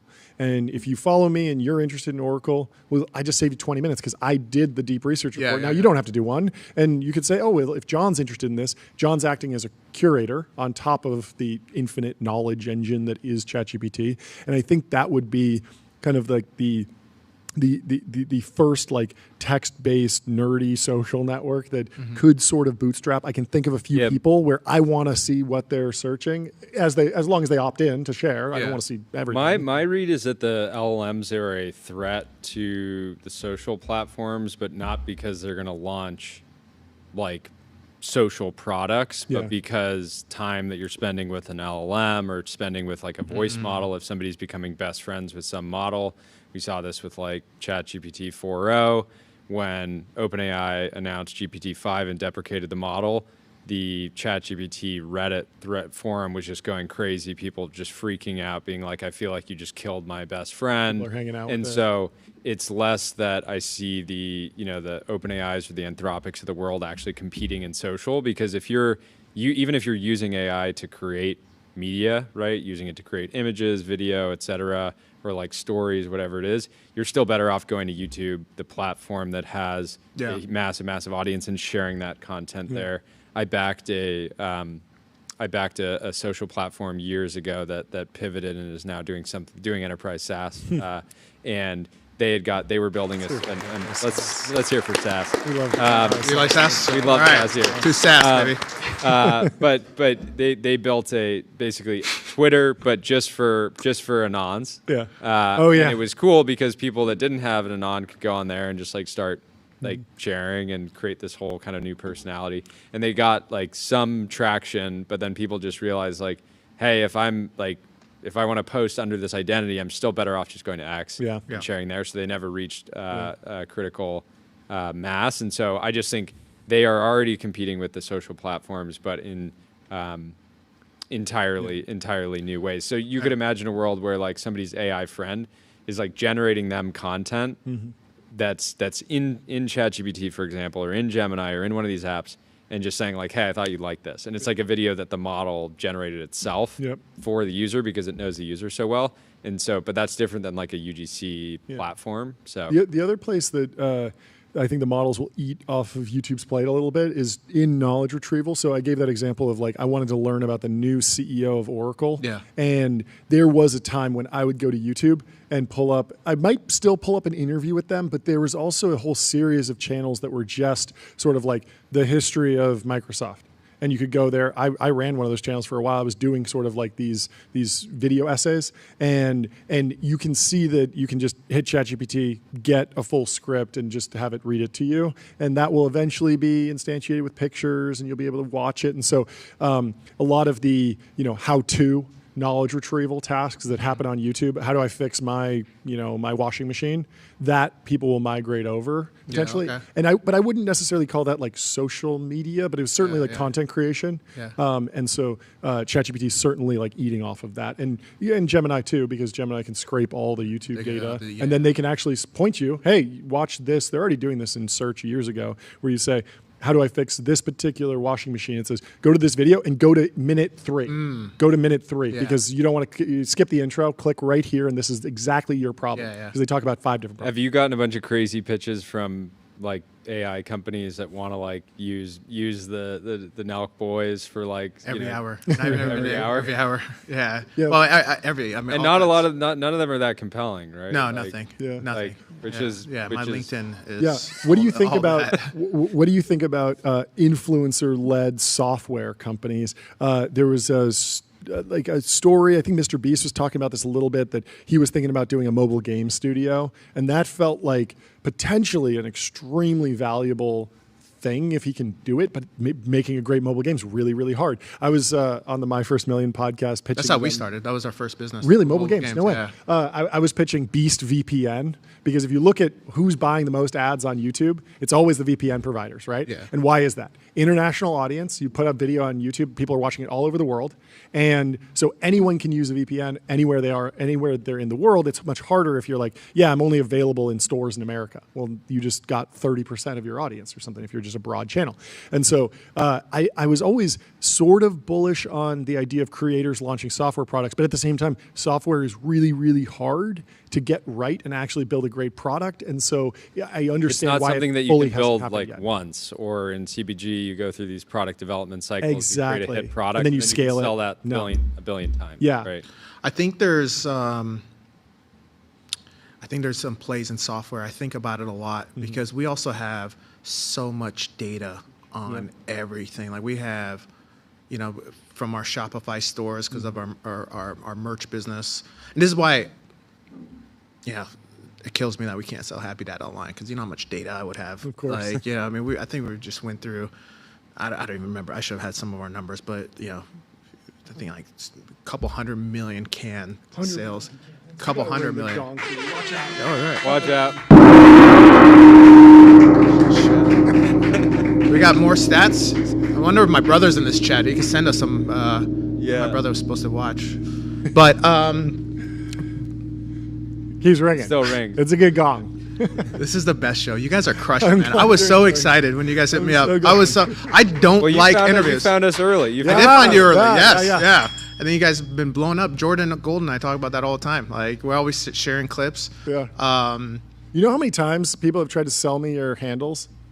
Mine? Oh, Yeah. John gets Which hit one? up. I'm says, John I Coogan. can get you have John at John, on and Instagram. people always hit me up. Oh, I'll get you at John, and I'm like, you're I like, know yeah. John Shahidi. I know you don't have his. I have at John on YouTube. That's crazy. Great. I've had John on Snapchat. Is that just because you're the first person on these No. platforms, or is that you find them early and you get the right hand? I wasn't the first. Okay. But I was the second. Okay. So like Yeah. these platforms, like when my Twitter one, like Yeah. I think whoever got it in whatever year Twitter went. 2007 or Yeah, something. I think like someone got the name, Yeah. didn't use it, And then you were like the within grab- a year, you got it. like because I think the rule is on some of these platforms, no one's using it. No one's used it. If it's inactive for 180 days, Yep. that includes no one logging in. So literally, someone got the name and said, "This ain't for Just me," bounce. Yep. and Yeah. bounced. And then I went and claimed the name right away. So those names I got within like the first year. So I was never the first, but I was always the second. That's amazing. So yeah, that was like my mission the last like 15 years. You've done to get fantastic. Unite the great houses. Yeah, TikTok, good. at John, all of that. You're at John on TikTok too. Every platform. Every platform. platform, at John. Kick. I don't even use Kick, but I just got it in Hey, case. you got to log in every 179 days. Yeah. You know what? Okay, do not leave that. I actually almost lost Oh, you did? one of them. I forgot which one for that reason. I think Yeah, my you- TikTok I you almost forget to lost. log in. Yeah. So yeah. Never right. log off. Never touch Yeah, grass. there's an army of like high school kids that are like, no, like Oh I'm yeah, gonna there's claim like this I'm gonna black claim market. This. Yeah, Like they always try to resell me my names. Like Oh, yeah. Or they get like some of our names, or like Try they and get steal like them for at the day. Nelk, because we got at Nelk on Instagram.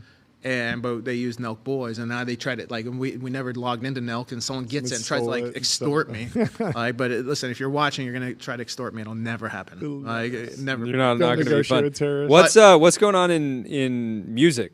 Because you work with some artists. Like what is the state of things? How's the industry reacting to?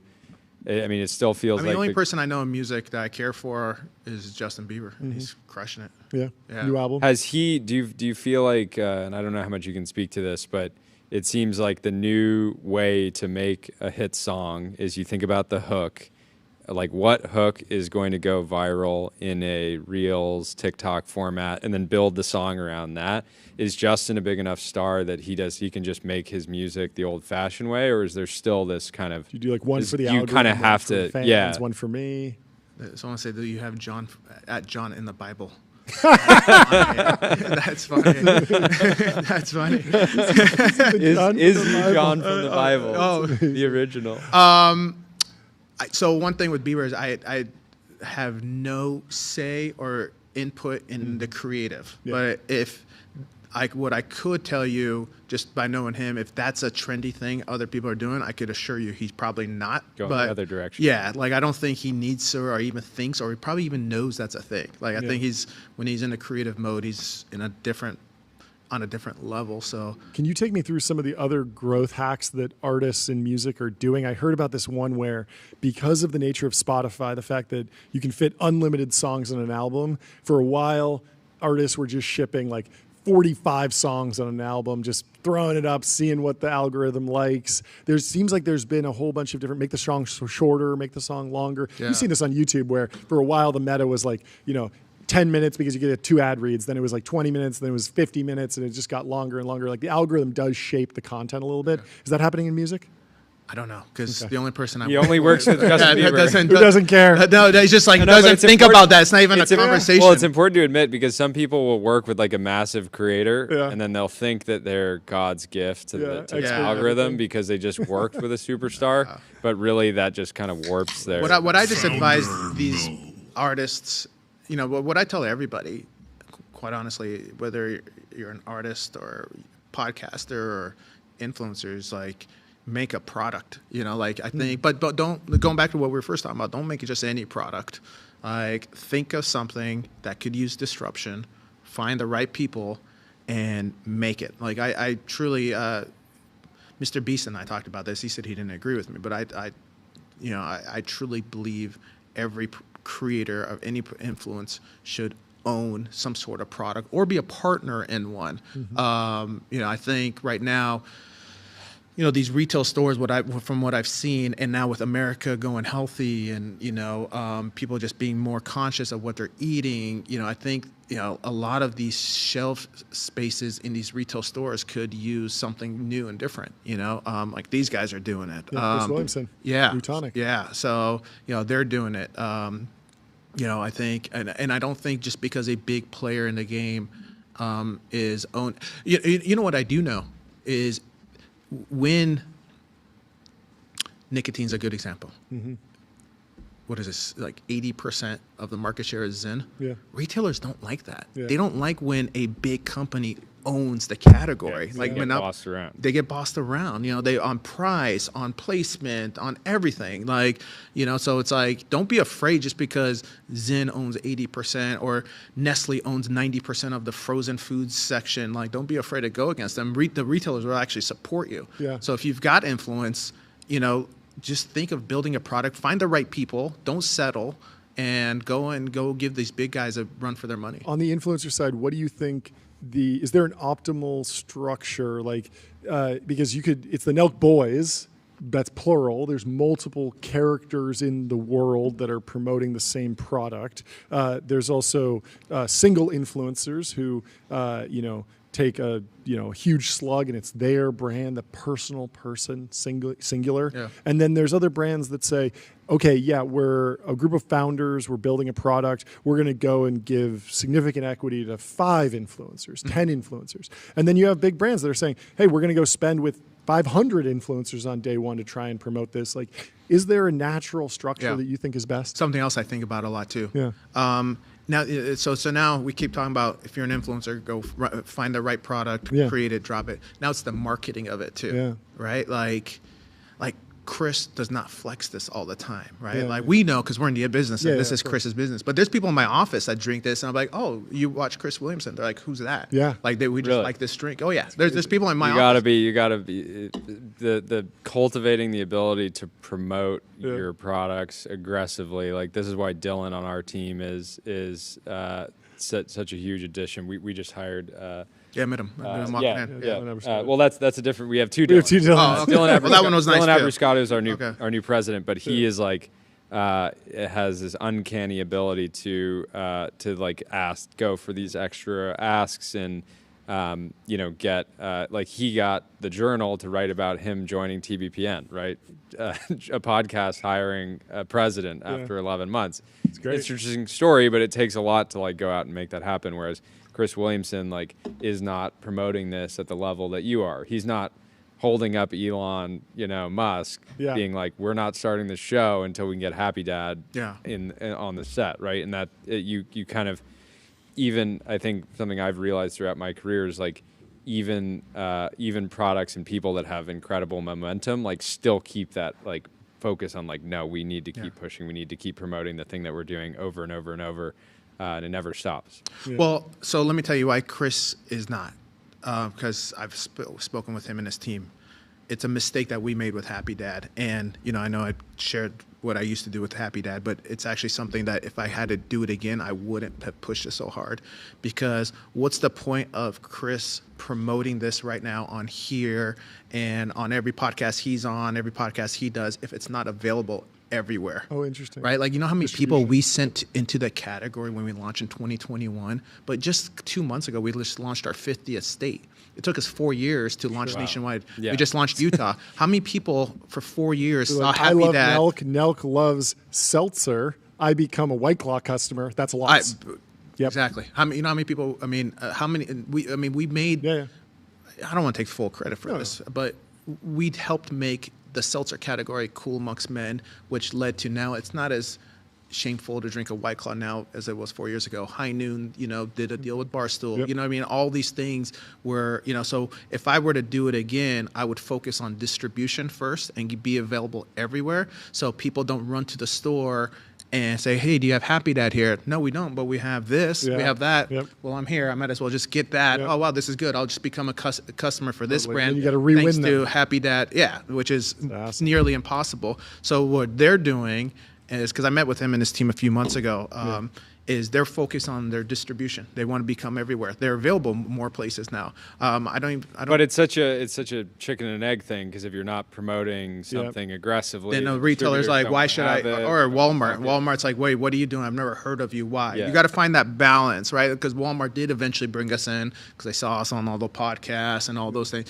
You got to find that balance. If it could be in sync and you could hurry up and build one team that's just doing marketing and one team that's like, hurry up and be available everywhere, whether it's the regular independent liquor store down the street or the thousands of Walmarts. Like, you've got to not get caught up on the marketing so much, but find that balance of also like get the marketing so you could tell why Walmart or 7-Eleven or the independent guy, I know there's 10,000 other brands out there, but put mine up, get mine and put mine up front too. It's not even like be available. Not in the corner. Build me a display up front as well. How do you advise the talent that you work with around like reinventing themselves over time? Because I think like Nelk boys are a good example, like living like kind of a party lifestyle, going from a college lifestyle, young adult, etc. Eventually, they're going to get to the point where their own interests are no longer. I had this question about Mr. Beast. Like, is he going to become? He has a very young audience. In will he become Mr. Rogers? And at 80, he will be still talking to children or young adults, or will he age up and we'll be seeing him make content about being a dad? It's such a fork in the road for creators. And I feel like get older. Like Bieber is a good example of somebody who is just like constantly reinventing himself. So the people that listen to him, 15, it's not like I'm sure teenagers listen to Justin Bieber now, but it's the people that when I was a teenager, like people listen to Justin Bieber, and those same people now are like consuming the music in the like just as much. Yeah, right? he's the best example of aging up, right? Because when the person, that 13-year-old girl that loved Justin Bieber 13 years ago is now 26 years old, so still probably wants to go to the concert. Still wants to go because his music and now has right? the ability to like make the personal decision. Like I can just buy tickets. But listen to his music now, right? Like his music is like stuff that like adults listen to. He's not making, some of these other pop stars that, let's just say these pop stars in the past that never really made it because they just stuck to that. Making that same song for that 13-year-old over and over and over again, where like he's making songs for people in their 30s and 40s, and the way he looks and the way he dresses, his clothing brand now is like it's not merged, it's actually a fashion brand, like a Skylark. So I think that's the thing. So going back with Nelk, it's the same thing, right? Like the podcast was a big step towards that. They do the occasional pranks here and there to stay true to the audience, but most of their stuff is podcasting, serious stuff, interviewing CEOs, of world leaders, world leaders, the president. Yes, yeah. So so those all those things. Yeah. So that why? Because that Nelk fan who loved the pranks 10 years ago is now in their late 20s, early 30s. Yeah. So I think that's what you've just got to age up, but it's not easy to age up too, right? Because you're gonna have to take the risk of is this gonna perform as well? It might not. The podcast was not doing that good at first, right? It just took a while for people to understand, wait, how'd you go from prank videos to podcasting? So, you got to understand, you got to take that hit. Maybe if you were getting 5 million views of Nelk video, your podcast might get 1 million at first. It might get 20% of the views that it had before, but, eventually it'll pick back up. So don't panic if you're not getting the views that you used to.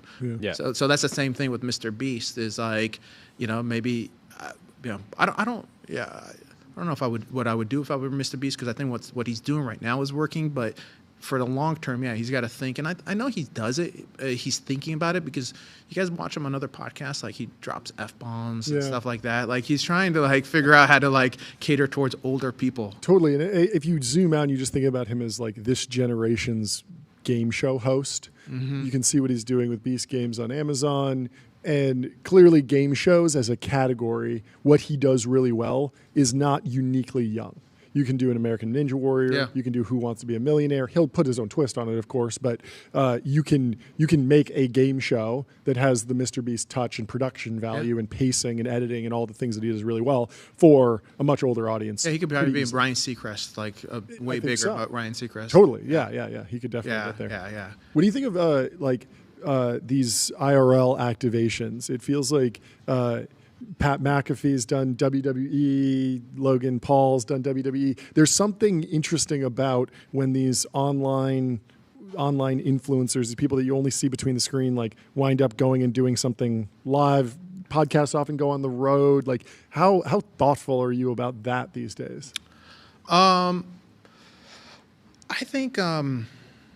Wait, you're talking about Logan Paul being in the WWE or Impulsive being on the WWE? Just Logan Paul fought in WWE and he does boxing, right? And so there's this something interesting about he can be so big online, but there's something that makes you even bigger when you go into something that's legacy or something that's there's something that makes it more real. I mean, Jordy gave the example of us going to the Wall Street Journal and that's very much us crossing over into a different world almost. And it feels like that's something that creators need to be thoughtful about, but there's maybe something still underrated there if you can get it right. Similar to launching a great brand, if you can have what is the interaction with the fans or the people who are just meeting you for the first time in the real world that then can become something that makes you more of an institution than just something that they see on their screen. Well, I think with Logan and WWE, I think that's a really good example of he entered this platform. One, you've got to be good at it. It has to make sense, which in my opinion, I think it makes sense for Logan. I think it's hilarious. It's so funny, I think it's so funny. I can't get enough of him and his WWE content. Yeah. And then you got to think what is my core thing, and is it going to help that? In his thing, if you were to ask Logan Paul, I have never asked him this, but I'm sure if we did, what matters to you most is his online presence, right? His YouTube, his podcast, and Prime. Yeah. So does going into the WWE help the core businesses? And I think it does. I think it's kept him relevant on YouTube. I think it's definitely helped Prime. So if it's helping the core thing, and I think the same thing with you guys in Wall Street Journal, does Wall Street Journal help this versus leaving this to do Wall Street Journal? Totally. If it helps this platform and brings more validation to this show and more eyeballs and awareness to this show and all the things you guys have done with this show. So you guys had Zuckerberg last week. I haven't watched it yet, but so I thought it was a joke. I was wait, did they use him for we had him sign a gong thumbnail? I was whoa, and I watched 10 seconds. I didn't have time to watch the whole thing, but I want to watch. I was whoa, they had Zuckerberg. That's crazy. How do you advise your talent on startup investing, private markets investing? Because I feel like this can be a good way for talent to just light millions of dollars on fire if they're not careful, but at the same time, if they're really strategic about it, they can end up, getting access to the best investment opportunities in the world. Yeah.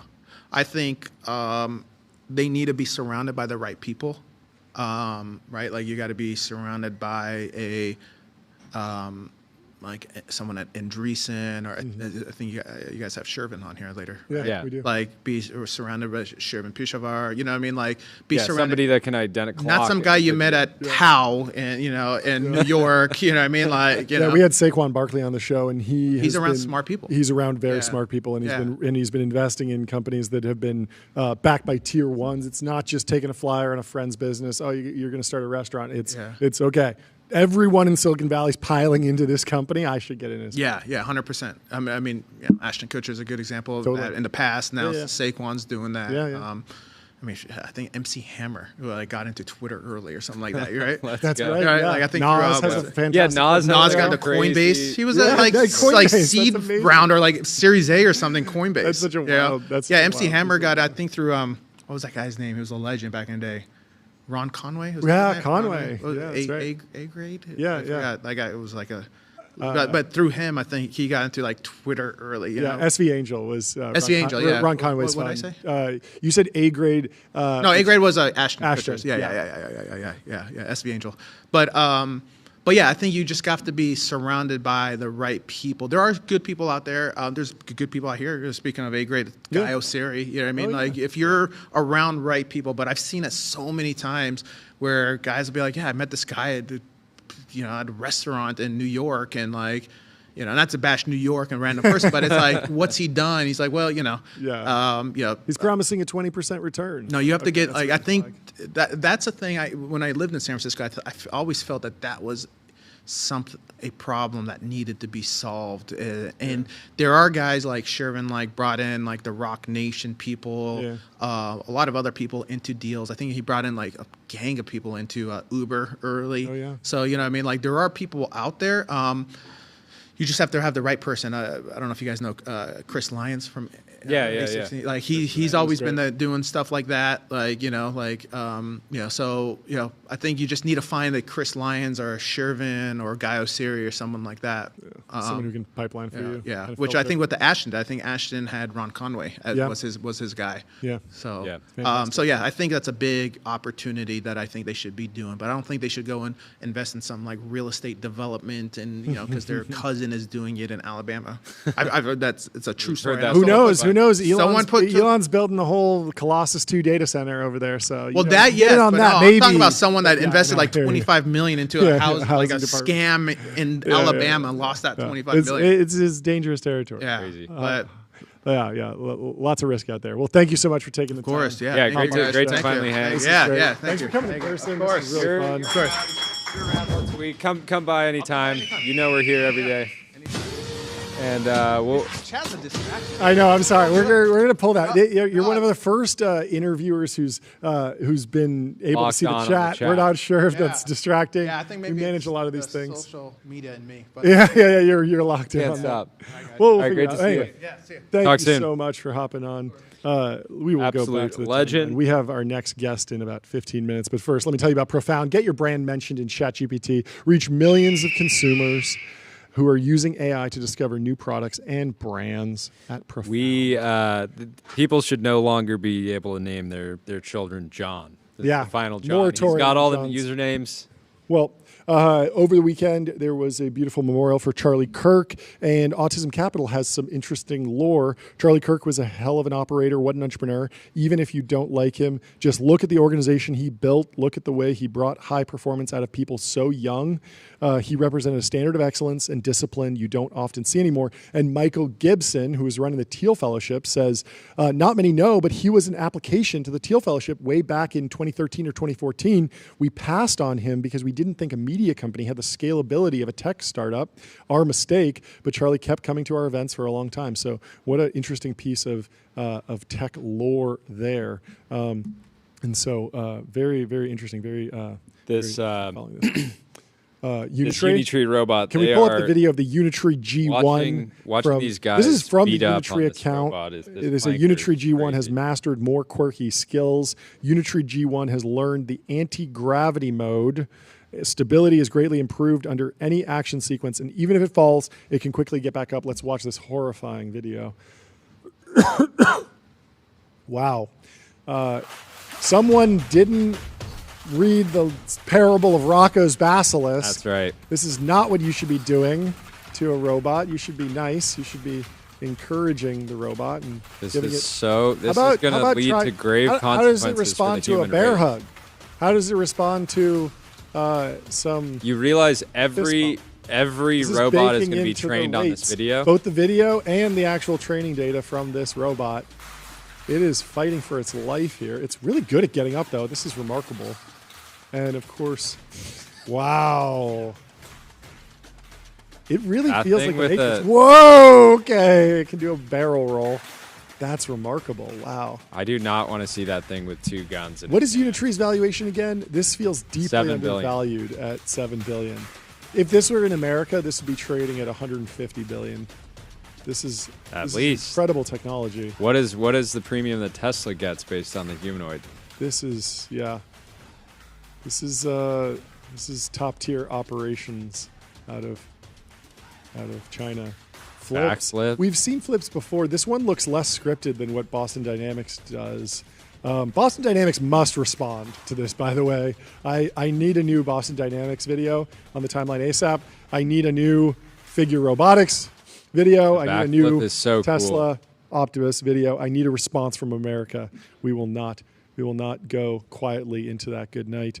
Fin.ai, the #1 AI agent for customer service, #1 in performance benchmarks, #1 on competitive bake-offs, #1 ranking on G2. Christian Horner, you want to talk about Red Bull? I want to talk about Jimmy Kimmel is apparently coming back on the air Tuesday. Okay, yes. It was an indefinite suspension. It was not a full cancellation. There was a debate over what indefinite means. It can mean 2 minutes. It can mean 2 years. It can mean 20 years. It can mean forever. What do you think, Tyler? Do you guys think this was planned all along?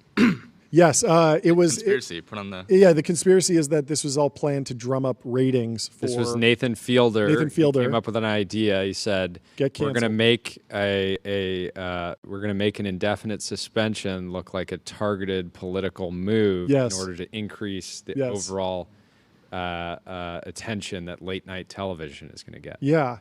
I had sort of a hot take. I mean, everyone's dunking on Kimmel for only getting 160,000 viewers in that 18 to 45 demographic every night, which is low. And Chamath said, more people hate watch All In that demo every day that they go live. But I was looking at the actual numbers, and yes, the Jimmy Kimmel audience is very old, but Jimmy Kimmel's still pulling, I think, 1 million views a night, which is a lot. I feel like that's a lot. That's what 0.3% of the U.S. population, if you assume it's mostly Americans that are watching. Pretty significant numbers. I'm also interested to know what happens to late night as shows get taken off the air. Colbert was canceled, but is still on the air. Kimmel's coming back. What happens? There's been the V2 of the late night programming schedule feels like it's going to be a lot more reality TV. Will Fallon pick up crazy, and will Fallon just have all that attention, or is the late night viewer more? I only like Colbert. And if Colbert's not on, I'm not turning on the TV, and I'm going to go listen to Jon Stewart's podcast or Colbert's new podcast, which I assume Kimmel and Colbert will both launch podcasts or live shows or something in the lower production value that still allows them to have a voice and obviously continue to communicate with their audience that they built up over decades. But it will be interesting regardless. Both Kimmel, if he's off the air permanently, if Colbert's off the air permanently, he's going to need to sell some ads on his new podcast. He's going to need a CRM. He's going to need ADIO. He's going to need customer relationship magic. ADIO is the AI native CRM that builds, scales, and grows your company to the next level. Aura Ring, raising nearly $900 million. Jordy, can you read this post from Mark Gurman while I ring the gong? I will. Aura Ring is raising nearly $900 million, making it an over $10 billion company. It sold 3 million rings in the last year or so and is on track for over $1.5 billion in revenue next year. And you didn't miss this, right? You got in early? Yeah, I did not. So I knew Aura Ring when the founder was just bouncing around niche health podcasts. It wasn't a thing. You would never see it out in the world. No. the founder was very active, like I said, on the podcast. Yeah, it felt like a weird I wasn't even thing. aware that it had. I'm actually going to look up 3 million rings last year, so it was on track for over $1.5 billion in revenue. I mean, wearables, like we're finally, it's weird to say it, but it feels like we're finally in the era of like wearables actually getting traction. And Apple oddly, Watch, Whoop, they're all classic form factors. People have been wearing rings for. This started as a years. Kickstarter campaign. That's crazy. This has to be the most successful Kickstarter of all time. 10 billion. That's more than Oculus, which was a Kickstarter. So Oculus remarkable. was a Kickstarter. Oh, let's check in with Tyler and his fashionable wearables. How you doing over there? Give us the 2-week review. How much have you used those? Those are the X-Real 1 Pro. Technically AR glasses, although I don't believe that you can see me through those. You look blind. I can barely see you. So I haven't really used them at all except on the plane. Sure. And they were actually like. No, these are actually really cool on the plane. I was using them I was just playing a game on my phone, but then I would just have it like be really big in front of me. And it was like a very good experience. So I'm like, I would not buy these for $700. Yeah. I would buy them for like maybe like $50. $50, okay. But they are like really cool. We gotta wait. And I think if they were more see-through like the new like Meta glasses. Do you think you'll actually use them any time other than on a plane? Probably not, because most of the time I can just use my laptop instead if I need like a bigger screen to do stuff. Yeah. So is there any scenario where you would use it as like a secondary screen on a laptop or anything like that? Not really, because do you have a TV in your luxurious apartment at UCLA that you are so proud of? I do have a TV. It's hard to see the screen. Like you can't really use this as a second screen. It can only be the kind of main one. Because you can't. It's like a little too dark to be like comfortably viewing your laptop. So you can't use both at the same time. So it's not really like an extended monitor solution. Yeah, but I think the future generations, I say I'm likely to become like a DAU. DAU, but when would you use it daily? That doesn't make any sense to me. I would use it as another monitor if these were more see-through. Okay, yeah. I guess that could make sense. Well, I mean the resolution is pretty good, right? Like it looks good. Yeah, you can read very easily. Yeah. Which like usually sometimes I have a hard time. It like makes me sick. Jordy, how did you sleep last night? Speaking of health tracking, monitoring, connected devices, the connected bed from 8 Sleep, of course, is our partner. Go to 8sleep.com, get a Pod 5. Code TBPN. I got an 88. I got a 90. Let's go. How many hours did you sleep? 7 hours and 56 minutes. Pretty solid. Good. I got 7 hours and 28. Not my best, not my worst. In other news, back tonight. There was a reuniting of Elon Musk and Donald Trump at the Charlie Kirk Memorial. There were a couple posts that went out about this. They shook hands. They sat next to each other, and it seems incredibly back. They have. This has been the unifying event for them. So it'll be interesting to see where this goes in terms of actual movement on partnerships and subsidies and investments and who does what. There was the movement over Tesla electric car subsidies that, of course, was a staple of the Trump admin's push away from electric cars generally, and that potentially hurt Tesla. Maybe that comes back. We will have to continue. Let's pull up this chart of the green line test. Yes, the green line test. Trump did lean in, it appears, although just barely. But Danish says BRB going all in on Tesla stock because Elon had the straight green line. Tesla is up 2% today. Oh, well, maybe there's something to the green line test. We'll see. Well, if you want science. to get in on Tesla, maybe you think it's overvalued, maybe you think it's undervalued, head over to public.com. Investing for those that take it seriously. They got multi-asset investing, industry-leading yields. They're trusted by millions, folks. Speaking of investing, River Road Partners shares. You're not going to beat Ken Griffin. Citadel Securities uses a physical goal book that includes more than 5,000 discrete goals contributed by nearly 1,800 employees to guide planning and ops. The goal book is part of a meticulous months-long planning ritual. Yeah, there was Ken an entire article, machine. I think, at Bloomberg about this printed book. Yes. Might be worth going through. Matthew is putting it in the Truth Zone, says, sounds like some PR BS you tell to the Wall Street Journal. River Road Partners says it's okay they didn't call you back. In other news, Radia is, I've never heard of this company before, but Radia is going to build the Windrunner for defense, billed as the world's largest military cargo aircraft, and announced at the Air, Space, and Cyber Conference in 2025. The ultra-large transport is aimed at closing the airlift gap for U.S. and NATO forces. And if you look at the scale of these planes, I think that's a 747 there or something like it. And this plane is much, much bigger. I'm excited for the big planes. I want bigger and bigger planes. I've always wanted something, just as big as a cruise ship in the sky, and hopefully we'll get it.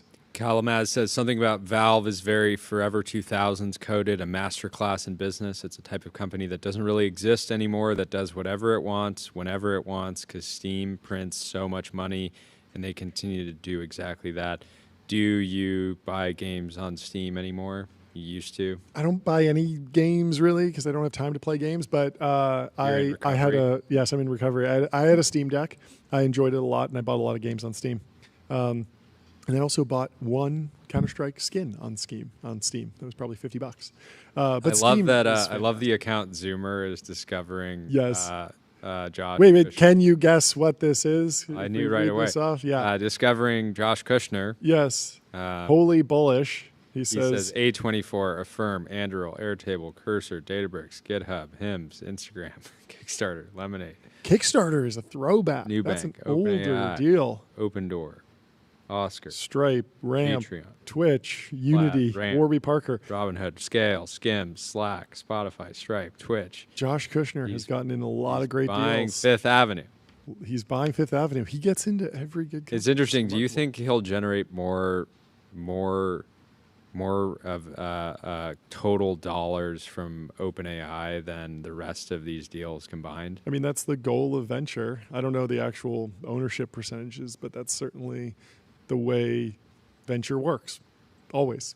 Yeah. It's like there's one that makes more than the rest combined, and it makes the rest look really, really silly because you can be in some great, great companies, but that one hyperscaler that you got drives everything. You look at Excel with Facebook. I mean, they had a bunch of other great companies in that portfolio, but they owned, 20% of Facebook at IPO or something like that. It was like worth $10 billion off of like a, $100 million something dollar fund. Fantastic performance. The other news, there's a question in the chat about the H-1Bs. We'll cover it more later. People are still debating it back and forth. The Silicon Valley was very up in arms over the H-1B things. Reed Hastings actually chimed in favor of the decision to raise the tax on H-1Bs. He says, I've worked on H-1B politics for 30 years. Trump's $100K per year tax is a great solution, which is, I think, not what it wound up being. It wound up being $100K one time. But Reed says it will mean H-1B is used for just very high value jobs, which will mean no lottery is needed and more certainty for those jobs. So a little bit of a debate. I'm sure there's a bunch of people covering it very well. But we have without further ado, in-person guest. Our second in-person guest. Welcome to the show, Laura.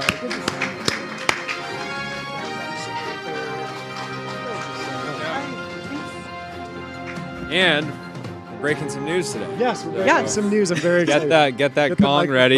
Get the microphone as close as you can. And introduce yourself for those who might not know.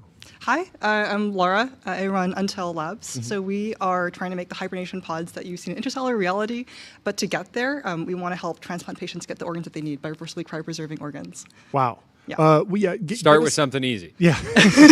Give us a little backstory. Like what actually set you up to be in a position to start this type of company? It seems incredibly difficult from a scientific perspective.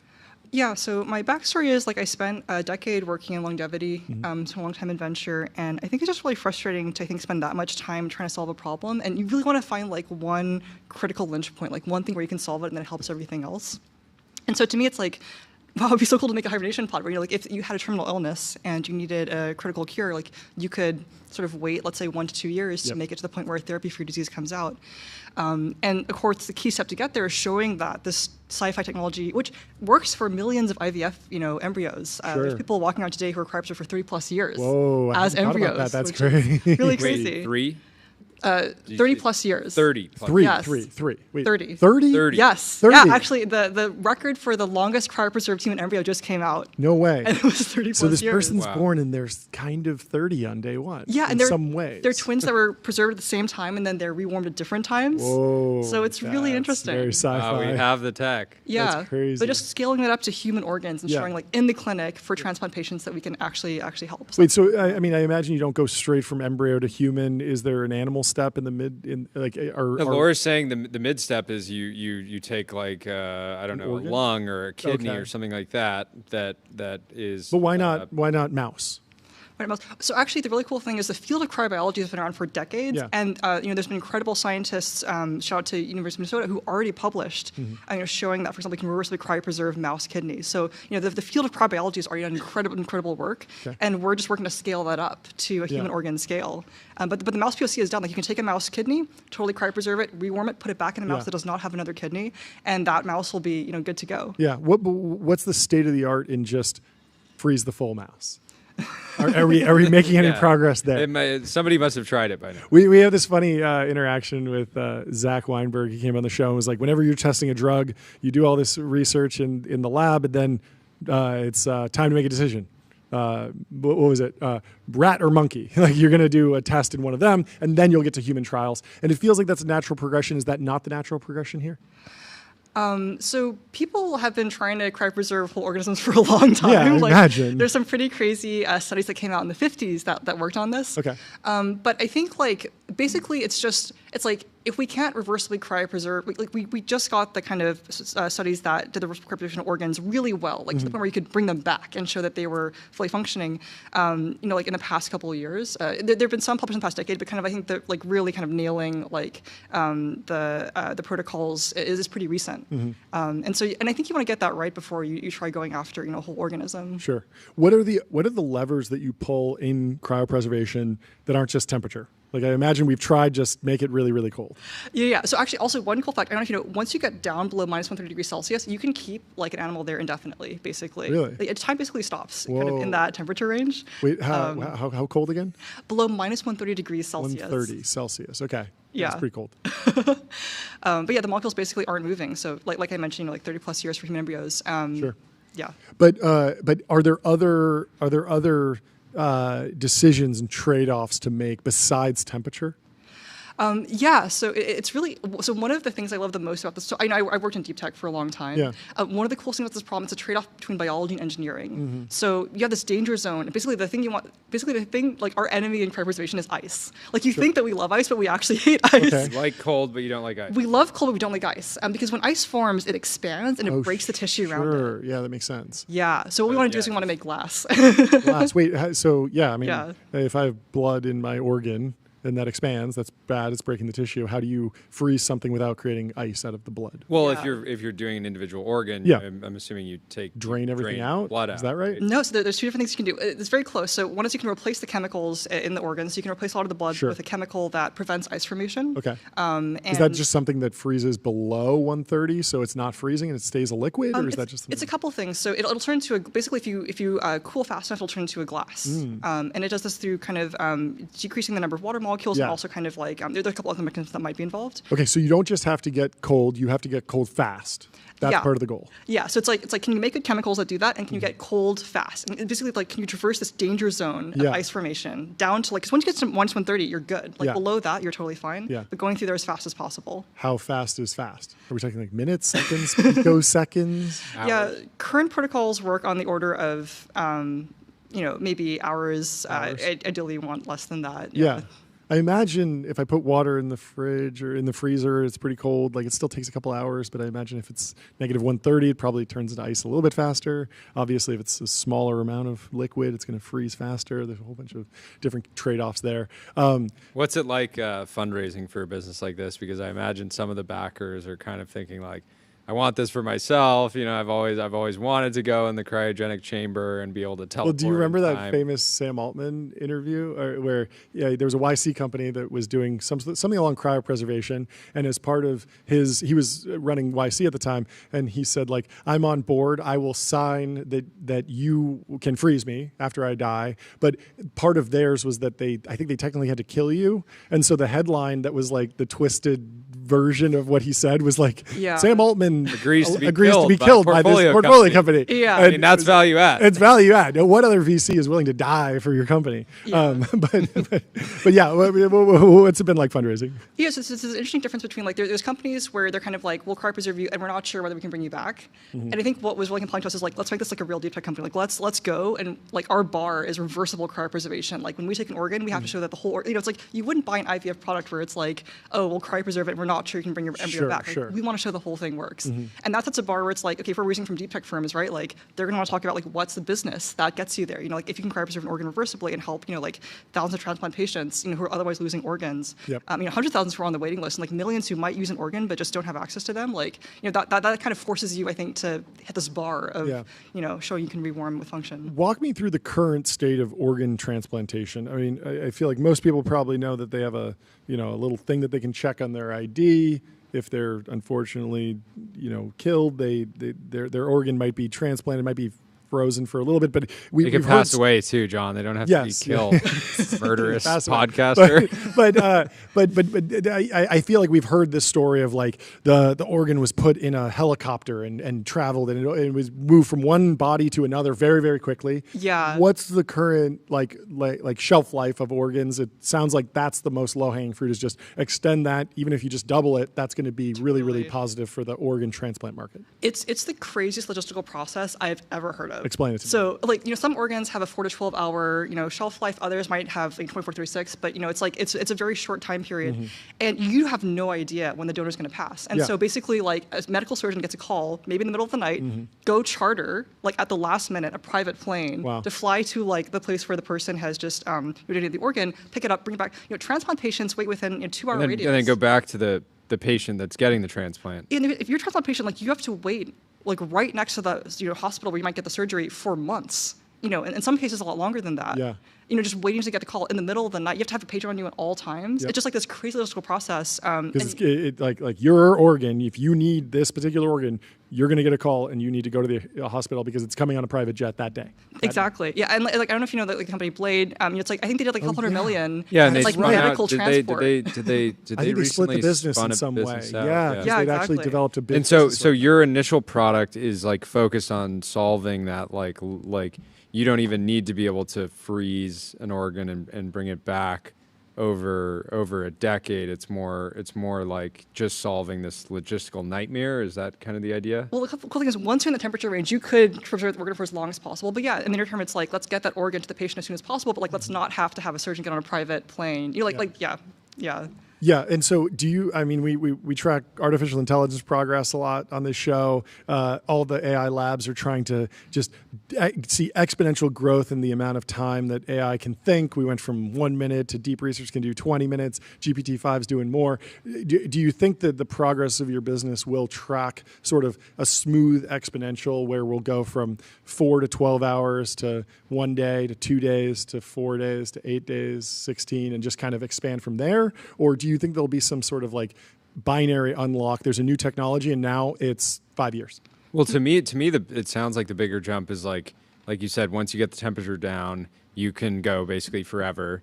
The bigger jump is like, how do you go from a single organ that you can swap? It sounds like swap out the blood for another chemical that allows it to stay really cold without having the ice expansion. But it's like, how do you go from an organ to a system, right? Yeah. And how do you go from a system to a whole body, right? Because if you replaced all the blood in yourself with some chemical, like, is your brain going to function the same way when you take, like, there's a lot of unknowns, right?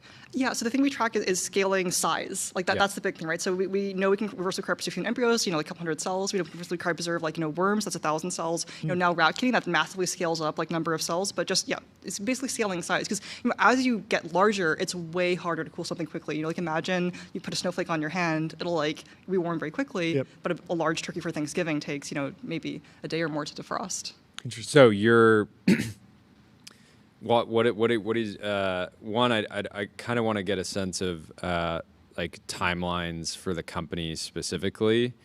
You raised $58 million. Like you want to deploy that effectively but quickly to show progress. But like, what kind of milestones are you looking at, and what is the actual? I'm assuming the hardware that you're developing is like focusing on cooling things quickly, consistently, and then is it a machine that you're trying to scale up over time, or what does the actual hardware look like, and then what are the kind of milestones that you're trying to achieve? Yeah, so the cool thing with this new round that we just are announcing today with Founders Fund, really excited to have them on board. Also, Lux is joining and Field Ventures. Just shout out to like all of our investors who've been awesome. Basically, like the goal is to get an organ product, like into the clinic. So like right now, we're working on developing a lot of the protocols. We build new chemical formulations, we build cooling systems, we build rewarming systems. So basically, just like iterating, as quickly as possible. One of the things I love about this problem is the speed of iteration preclinically. It's sort of like very unlike a lot of biology, where you can just sort of test in like whole human-sized organs a lot of your protocols weekly. We're just working on getting that product to the point where we can bring it to patients. Take me into sci-fi world. Sleep pods for space travel. What are the implications? What are the trade-offs of that? Is it just like I go to sleep, I wake up on Mars? Are we going to be going to Alpha Centauri? When you really, really play out the future, I've always had the mind that if we're going to places that are light years away, the speed of light holds, the laws of physics hold, and so you're embarking on thousands of years journey. You're going to have these colony ships where the people that arrive are completely different than the people that leave, but it sounds like there might be an alternative path. Well, yeah, and even here on Earth, the scenario we were talking about offline was this sense of, let's say you're a 80-year-old billionaire. You've experienced everything there is to experience in life in the current era, and your technology exists, and I go, I want to just be, I want to hibernate for the next 50 years, and I'm going to just be placed on my little doomsday ranch in New Zealand, and I'm going to have a staff whose job is to just protect me effectively, hang out and make sure nobody messes with me while I'm asleep. And in 50 years, I want to wake up. And so this 80-year-old can go from being 80. Yeah. They can just effectively go to sleep for 50 years and wake up, and suddenly they get to experience something completely novel. And even though they're 80 years old, they get this experience of being in an entirely different era of human history. And I think a lot of people would get to the point. All the Avatar sequels. They don't need to wait. Yeah, no, a lot of people would get to the point in their life where they're like, okay, I've seen enough. I've done enough. Sure. While I still have life in me, I want to be able to see something, completely new. And there's a risk that the, global collapse happens. My doomsday ranch gets raided, and everything gets. But there's the multi-planetary future and possibility, but there's also just life here on Earth. If life here on Earth is going to look wild and different, if you're obsessed with the future today, and you're impatient, and you're not necessarily believe that you're going to live another 50 years, you could teleport effectively. Yeah, so I mean, one thing to your point is if you want humans in space, I think someone said to me if you want humans in space, you need AI, plausibly you need definitely spaceships, but you also need cryo. It's the best way to allow for long-term transportation. But even in the near term, one thing that we really care about is just helping people who would otherwise not get therapies kind of make it to the critical point. So my co-founder Hunter, his father-in-law was diagnosed with metastatic mesothelioma. He missed a critical clinical trial by a couple months. Wasn't eligible because of the severity of his disease. That could have given him extra time with his family.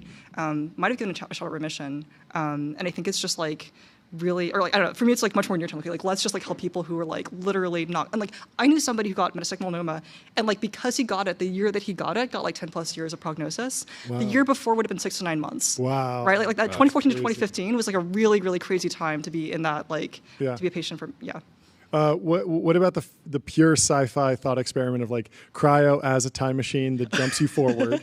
If a device existed right over there, you walk through that door, and when you walk out in a blink of an eye, it's 30 years later. Yeah. Would you do it, Jordy? Would you do that? It's such an interesting thought experiment because there's all these risks. Bad things could happen, but great things could happen. It's kind of a proxy on your overall view on optimism over some period of time.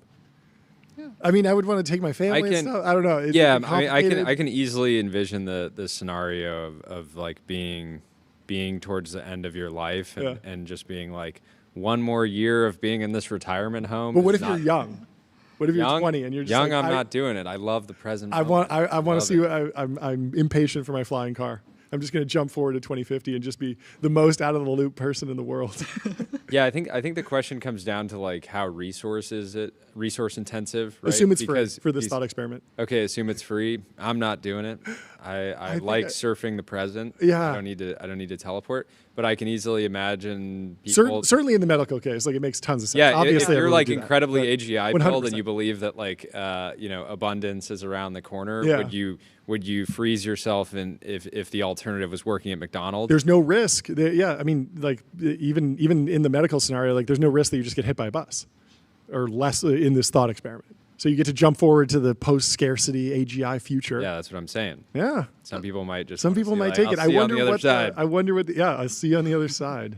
Be fascinating. Have you seen Passengers? Passengers, no. I need to. No one's seen this. Yeah, you're familiar. It's a good movie about this exact topic. Well, you said you're building this company as a hard tech, deep tech company. What does that actually look like? Do you have this clean is a room, perfect a blend lab? of like crazy sci-fi Yeah, vision, but like applications extremely pragmatic. Totally. Like, here's a problem that is solvable. We know we can do it already. We need to apply it to a new domain, like kidneys or like these other organs. Exactly. And that's helpful with like recruiting, because it's like, hey, we like somebody that is more risk averse could be like, I'm working at a medical device startup. Yeah. And someone else can be like, I'm working on cryotherapy. Oh, that's interesting. And you're both working on the same technology. Yeah.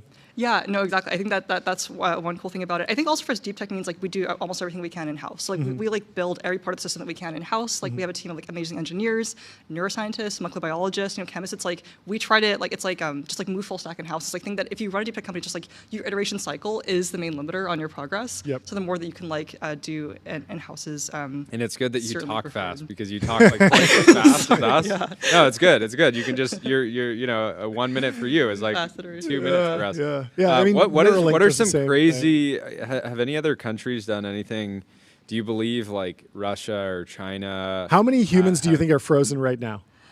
Fully ex-US?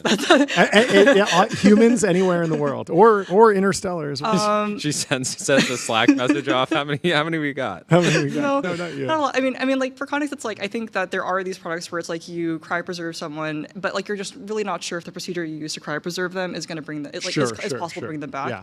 And I think we just don't really know like how to think about that. Yeah. Yeah. But is it like 100? Because we've heard lore about like, oh, this person had their head frozen, this person had their body frozen. I would say a lot of those stories are not true. They're just not true. Yeah, at all. or like a lot of the really popular ones I think are incorrect. Yeah, that makes sense. What about what countries are investing outside of the U.S. or kind of care about this problem area or opportunity? I think China might be. Like I'm not on the ground there at all, like not to know, but that's something that I've heard a little bit about. Yeah. Do the printers work in your office? Why do you ask? There's this funny interaction where in the early 2000s, Peter Thiel went to tour a freeze your body type of startup, and the contract that he had to sign, he was like, I'm all in on this technology. Print up the contract. I'll sign it. I think he was there with Luke Nosek, and the printer wasn't working. And he was like, that didn't instill a lot of confidence that like if they couldn't get their printer working, I wasn't ready to, trust them with freezing my entire body if their printer doesn't work. So, it's like how you do anything is how you do everything. Yeah, I think that's where like organs are a good bar. Let's just like it helps some transplant patients, Exactly. It's interesting. It feels like what you're doing would be very disruptive to the traditional organ transplant business that is. Would it be, or is it very like synergistic? Actually, I think for companies like Blade, where it's like they're getting a couple $100 million revenue off of like literally just helicopters transporting organs. Like I think that's the part that we want to take off. Yeah, that's it's like super time sensitive. Yeah. It'd be much cheaper to just put it on like a FedEx truck. Yeah, and send it, or just some type of Exactly. Like almost, yeah. Falling down the stairs. Yeah, but she's going to make... have you ever had anything delivered by FedEx? I mean, the system's going to be indestructible, right? You're going to be able to throw it off of a building, right? Did she say that? Did she promise an indestructible device? I believe. I believe in the sci-fi... Add it to the to-do list. Make product indestructible. Well, we'll get right on that. But yeah, I mean, I think like most people in transplant, like, the patient, way better for patients. They don't have to get a last minute call. Like for surgeons, they don't have to do like an overnight where they're like doing, like literally like an all-nighter to do a surgery. Like that's, And that probably it makes it harder to actually be alert. Like there's a ton of examples of like the night shift, just quality, and even in manufacturing, the night shift often performs slightly worse. And you can tell in quality assurance just for making widgets because people are tired and it's harder to get the best people to show up in the middle of the night. And so you could imagine just unlocking the ability for surgeons to be well rested is probably another value add. We would all love for surgeons to be well rested. Of course. Yeah. Well, what's the interaction with the FDA like? What's the process like? I was talking to the Neuralink team about that, and the FDA feels extremely difficult to deal with, like very slow, but then they've figured out how to move very quickly and have a great relationship. So how are you thinking about the FDA relationship? I mean, I think one thing with the FDA, I mean, I can't speak on their behalf, obviously, but just like take them seriously as partners. Like, okay, like, when we kind of are going to engage with them, like we want to bring them all the data that like we would want to see, for I think a lot of the reason that the FDA is often portrayed as, bad is that like there's not a lot of drugs that actually work. And so like they're, like looking at very difficult evidence to analyze. It's like we just want to bring them evidence that the technology works and like have them give us feedback. Like that's would they view this as like a medical device and take you through like the medical device approval process? That's like the default designation likely, but up to them. Cool. They could create a cool sci-fi path too. They should. Anything's possible today. Anything's possible. Yeah. One executive order, and there's now the FDA is like, we got a cool sci-fi track. We're doing some cool stuff. I mean, we got Space Force. We're going to the moon. If you've been in a blockbuster sci-fi film, just come over here. Yeah. That's great. Where else are you most excited in longevity broadly?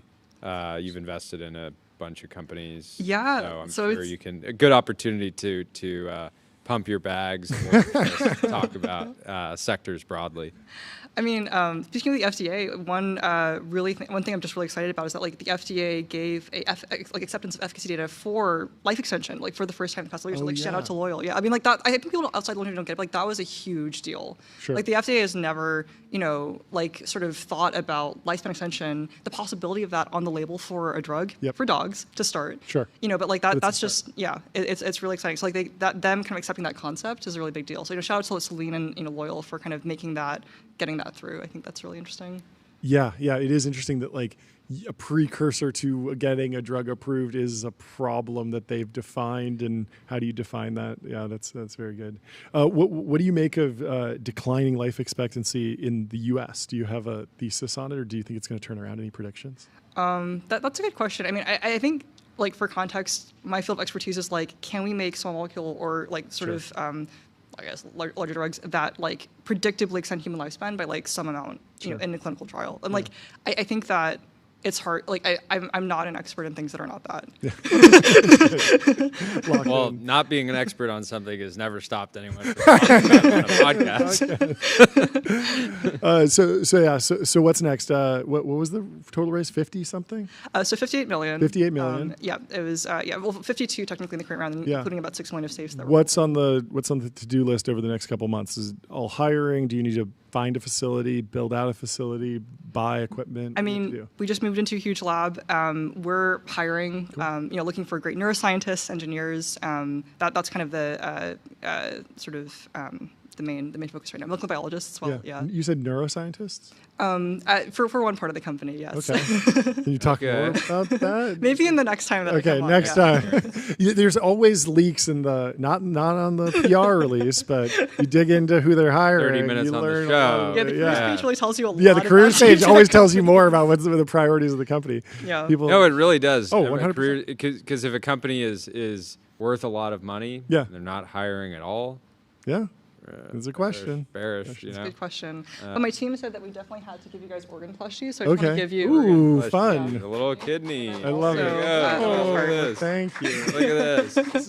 Very cute. Very cute. Just to commemorate, yeah. I almost had to get a kidney transplant when I was Oh my God, I'm so sorry. 5 years old. I had I got an insane E. coli, and so I was on like full dialysis for a long time, and I was looking really bad. My mom was ready.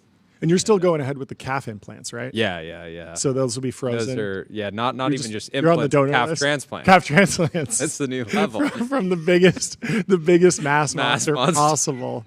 I want Ronnie Coleman's calves on my Yeah, that could be a good way to test. You know, like people. There's a lot of people that would like pay to bicep get bigger delts. transplant. You know, hack it's transplant. lower stakes than Just like an throw- organ that needs to really function. Just throw. I've been trying to gain 20 pounds of lean mass. It sounds like I could just get that transferred in a weekend. These are great. You got to do it for the whole body too. You got to throw your logo on here or something. Yeah, we need a logo. No, that's embroidery. true. Next time. Next time. Thank you. Well, thank you so much. Amazing. For coming on the show. Cheers. Let's Super bring the exciting. gong for you. Do we have a guest bring the gong? Let Laura hit it. Oh, Let Laura hit it. Give it the the gong. hardest back. Thank you so much for coming on the show. That was one of the best hits hits. we've seen. Thank you. Amazing. Back to the show. That was awesome. AdQuick.com, out-of-home advertising made easy and measurable. Say goodbye to the headaches of out-of-home advertising. Only AdQuick combines technology, out-of-home expertise, and data to enable efficient, seamless ad buying across the globe. Speaking of out-of-home advertising, I saw that Avi launched Friend.com billboards. Friend.com billboards in LA. Oh, I was thinking I we should told do you a I saw one on the way in. They were putting it up when I came in. We interviewed him that day. I've seen them everywhere now. He really wasn't kidding about it being a massive campaign. Still want to put him in the truth zone on it being the biggest billboard campaign of all time, but he's winning me over. It might be pretty big. But I was thinking Would we'd love to take know how the it can- team on is like a field trip, That'd be like good. an advertising Intern viewing. challenge. Tyler, what you think?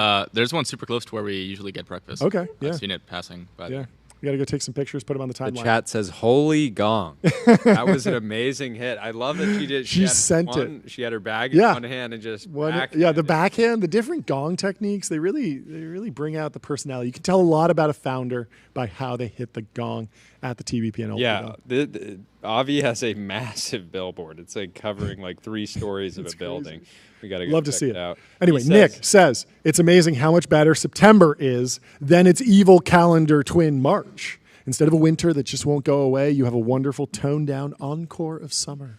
September in California, best month. You think so? Name a better month. It's kind of gloomy out these days. But that's because there's tropical storms. Okay. It's been pushing up, hearing a but lot it's of still excuses. warm. The water's warm. hearing a lot of September, excuses. undefeated. Anyway, let's move over to Deli and Asparuhov. One of the hardest periods of my life was the summer of 2016. That summer, my first startup ran out of cash, and we had to shut down. YC, the Teal Fellowship, and our investors bet on us, and we weren't able to deliver. At the time... Well, that sound effect is now going to be on our website. So if you're going through a similar phase, you can go hit it for yourself. Everybody's been through this before. It's absolutely not everybody, but most successful entrepreneurs. I mean, every entrepreneur I've has been had hard there. times. Been It's there. been very rough. John's been there. We've all been there. But he built It's back. brutal. You got to go. It's a comeback story, baby. I love 442 saves on this. People are just like, yeah, I'm in a dark place. That's the I'm in a dark place button. Got to lock in. You love to see it. So he said, almost exactly 4 years later, after meandering journey through another startup, my early years of investing, I met Will Brewery, and we decided to start Varda together. So if you had a summer in 2025 that was like mine in 2016, my advice is to you is just one step at a time. You got it. Lock in. It's time to build. It's good stuff. In other news, Jiro Ono, the famous sushi chef, is turning 100, and he says the secret to longevity is to continue working. That's one option. I also try to walk every day. Even after I turn 100, I want to continue working. That's the best remedy. Completely agree. People need purpose. Look at how old he is. What a beast. He's been on a run. Nelson AirPods Pro 3 impressions, ANC significantly better than active noise cancellation. Yeah, APP2 fit is more comfortable. Transparency mode is weirdly sibilant and scratchy. Not a fan of the sound signature, too bassy. I'm a wired guy. Little mixed. Well, they might. I mean, that's what I was thinking. An opportunity would be make a version of AirPods Pro with wires. That would get you over there, over the hill. They could do it. Anyway, Bezel. GetBezel.com. Your Bezel concierge is available now to source you any watch on the planet. Seriously, any watch. And we have our next guests in the Restream waiting room, hopping in the TBPN Ultradome. We have Shervin Pishavar and Kimbal Musk. Welcome to the show. How you guys doing? Good to see you. What's going on, guys? Hey. Welcome to the show. Great to have you both back on. Good to have you back on the show. It's been a busy few weeks since we last spoke. I know. We saw the display at the Vatican. We were blown away. Jordy didn't think it was real. I think the first time he saw it, then we saw more images. We were like, it's very hard to tell on the internet. That's your problem. It's like people just assume like, oh, it's AI. It's AI. You know? But it was real. No way this is real. Exactly. It's unbelievable. But anyway, give us the update. What's new in your world? Well, it's just been extraordinary. We closed our round as we discussed last time I was on the show, and then made it to Burning Man, survived. Yes. Went to Vatican, and we had just the most incredible show. A time when we had Charlie Kirk being assassinated that week. We were able to just be sad with the world for a little moment. And then to also be joyful, to go and celebrate the fact that we are in this place as a human species, not really Catholic Church, really just about everyone and grace for the world. Yeah, so inspiring. I had my father and my daughter there, and there wasn't a dry eye in there. There were 300,000 people there when Pope Francis's image went up. It was just so emotional. And we did a memorial for Pope Francis. It was the original idea for this was it came back in June of 2024. We did a show in Cannes, France. It's actually the same show that Shervin saw, and the chairman for the Jubilee, Olivier Francois, found me in this conference and said, "We just have to do something for the Jubilee." Didn't really believe it, and then one thing led to the other. But actually, that was also when Shervin got involved. And Shervin and I have known each other forever, for like 15 years. But what I love about Shervin, we just spent time together traveling the world. And back in May or June, I think we were with Pharrell Williams in Madrid for a show to explain to him what we were going to do at the Vatican, because he wanted to do it with us, but we hadn't figured out what to do yet. And Shervin said, "Hey, let's find a way to work together." So he led the round. Jeffrey joined, and he's also joined us. Shervin has joined us as our global expansion advisor. Ooh. So we're taking one country at a time. Very exciting. Very exciting. How quickly do you guys want to scale? Because as an American, I want you guys doing like at least a show a day here in the U.S. before we give too much love. You'll be amazed. This past weekend we did 5 shows around the world. Wow. 2 in Australia, 2 in Europe, 2 in the US, and we're really constrained by the number of drones we have. So we are building drones as fast as humanly possible, and we have incredible artists like Andrea Bocelli or Pharrell Williams that want to do amazing things with us. And then the more countries we open, which is what Shervin's helping us with, the more attractive this becomes. Because if you're Andrea Bocelli, for example, his tours are global.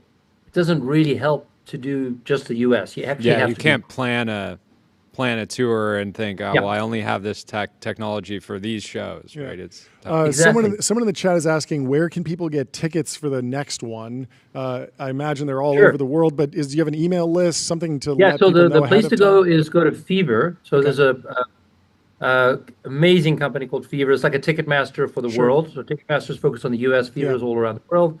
And the show we're doing right now is called Drone Art Show, just very simple. They can search for Drone Art Show. They'll see what cities we're in. Oh, cool.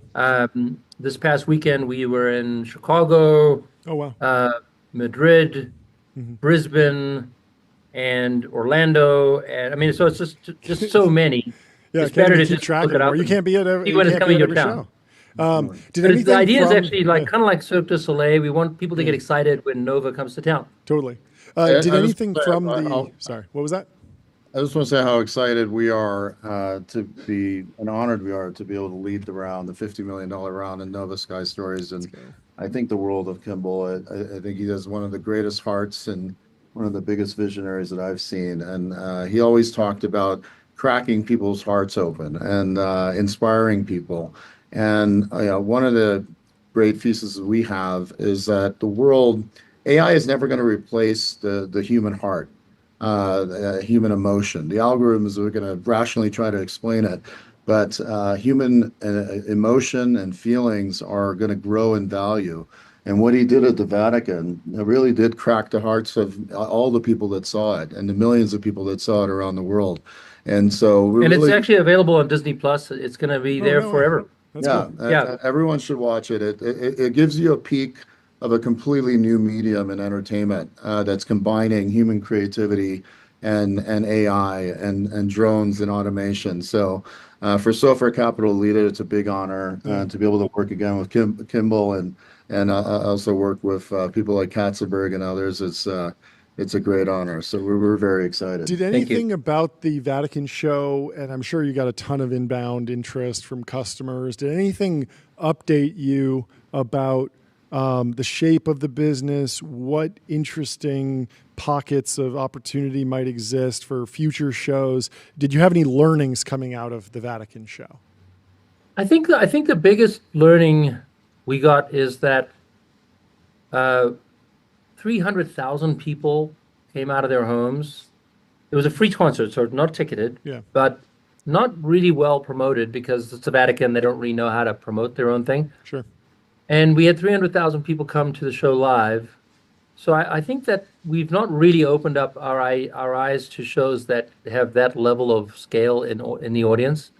And we've now gotten, we're very busy doing regular shows. The Vatican is not a regular show. That is just absolutely next level, and you just have to watch it to understand. But we now have interest for people, whether it's America's 250th or repeating a Catholic-oriented show in Brazil, or doing something about the history of the UAE. These are hundreds of thousands of people will come to see the show. We might ticket them. You guys have a problem where when you get into that scale of an audience, it's hard to ticket that many people because you're talking about just putting it over a city, right? I don't even know how to do it. Now, I believe it when our ticketing partners say, no, it's possible, but I don't know how to do it. So thankfully, that's not going to be our problem. The ticket dealers say that anything's possible. Right. But I mean, it's cool to think about, a city, for example, or a town saying, we want to do this to celebrate something and we're just going to pay for it because it's almost a public benefit, right? Right. And many countries want to do that. Obviously, the United States wants to do that for America's 250th. We're going to do, we'll do many, but we're going to do a very big one in North Dakota for Teddy Roosevelt's library being opened on July 4th for the 250th. And it's, obviously, as North Dakota, it's going to be less people, but it will be open to the public, and it'll be tens of thousands of people. Are there any stadiums? I think what opened our eyes is how much the public want to be in the live show, the live experience, because they could just easily have watched it on TV if that's what they wanted. But then you can just watch CGI. You can just watch. You can watch animations on your computer. Seeing it in the sky, 3D around you, it's the visceral experience of it. You see you hear the oohs and ahs, and people are excited. So there's something physical that the drones bring, and they are drones. I mean, they're used as weapons in other parts of the world. I think that physicality gives a visceral alertness that you don't get if you're watching it on TV or on Instagram, and it's still awesome on TV and it's awesome on Instagram, but it's just nothing like in person. I also want to just touch on how fast this is growing. Just as an investor, like to be able to see a founder and a company and a team really giga scale this idea better than anyone else in the world. When I got involved late last year. How many tickets last year? Was 5? In 2024, we sold 6,000 tickets. 6,000 tickets. Our shows. We should have 500,000 sold this year. 500,000, going to million. So I've been traveling around the world with him and talking to sovereigns and around the world and closing deals and hand-to-hand combat and you're just seeing the reception, the excitement of the sovereigns and the partners around the world. This is one of the fastest growing businesses that I've ever seen, and going around with him has felt like the way I used to go around with Travis, gigascaling At Uber, from a tiny company with 1 million revenue to multiple billions. And it actually does matter going country to country. You actually have to get on a plane. You have to get on the plane, work with the aviation authorities in that country. You have to navigate the bureaucracy.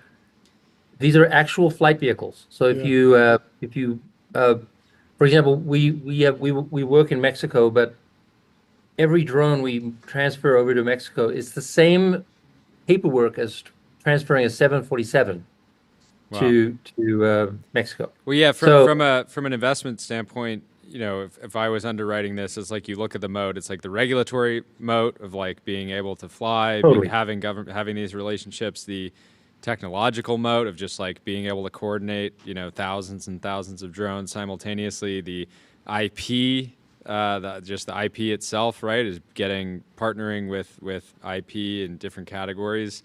And then obviously the relationships with even the individual venues to be able to like support and put on these. There's so many different layers to it. It's funny you say the venues. The venues is one of the greatest moats out there, and I mean it because it is hand-to-hand combat, figuring out each venue. What is the weather like? What's the size of the audience? What's the ticket price you can charge?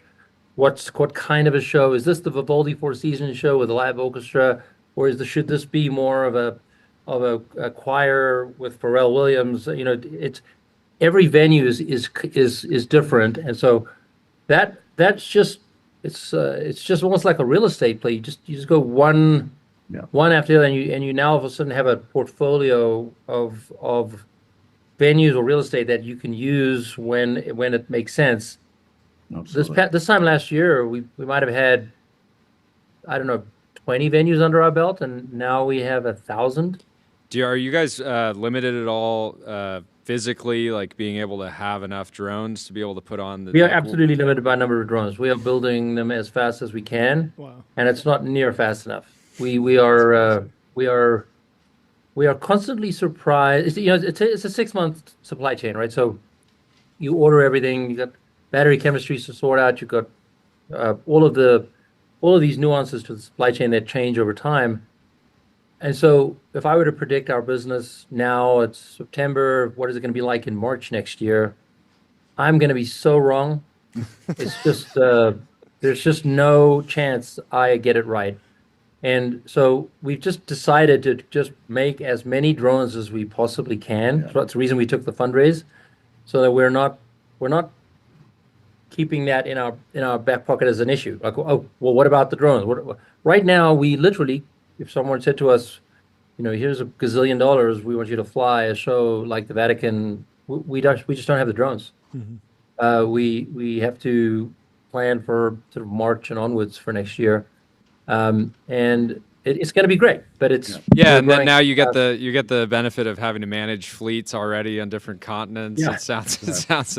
Anyway, so in a sense, the drone shortage enables us to train the teams in the different countries, so we're not just scaling so fast that safety is our, at the end of the day, number one priority, and we've got a 100% safety record and plan to keep it.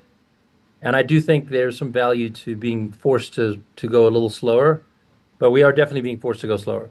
Well, congratulations on the fundraise. It's a three-sided marketplace is what we realize as we analyze the business, is that you have there are three sides of the venues, dominating the venues around the world, and you get pretty creative with the kinds of venues you can do outdoors. And then you have the consumers who are coming and buying the tickets and coming to it. And as the venues grow, you have larger and larger people. There were 5,000 people that got ticketed to the show in Madrid, and there was 300,000 people that showed up to the free show in Rome. And then you have the IP on the third side of the marketplace. So you get more and more content.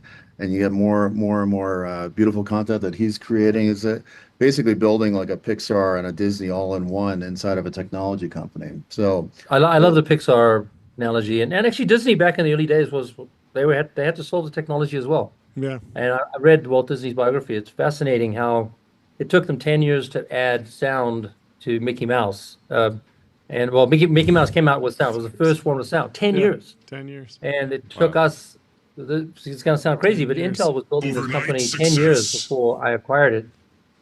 Probably took us 12 years to add sound. It's remarkable. And it's just like, why? That's just crazy. Well, actually, this is really hard. And then our shows are now becoming 90 minutes long, but that is a 2025 invention. That is not pre-2025. And now you have to create content that's 90 minutes long. Just because you can technically do it doesn't mean you actually can do it well. And so that's where the Pixar comes in. It's really the creatives working with the engineers back and forth and pushing each other.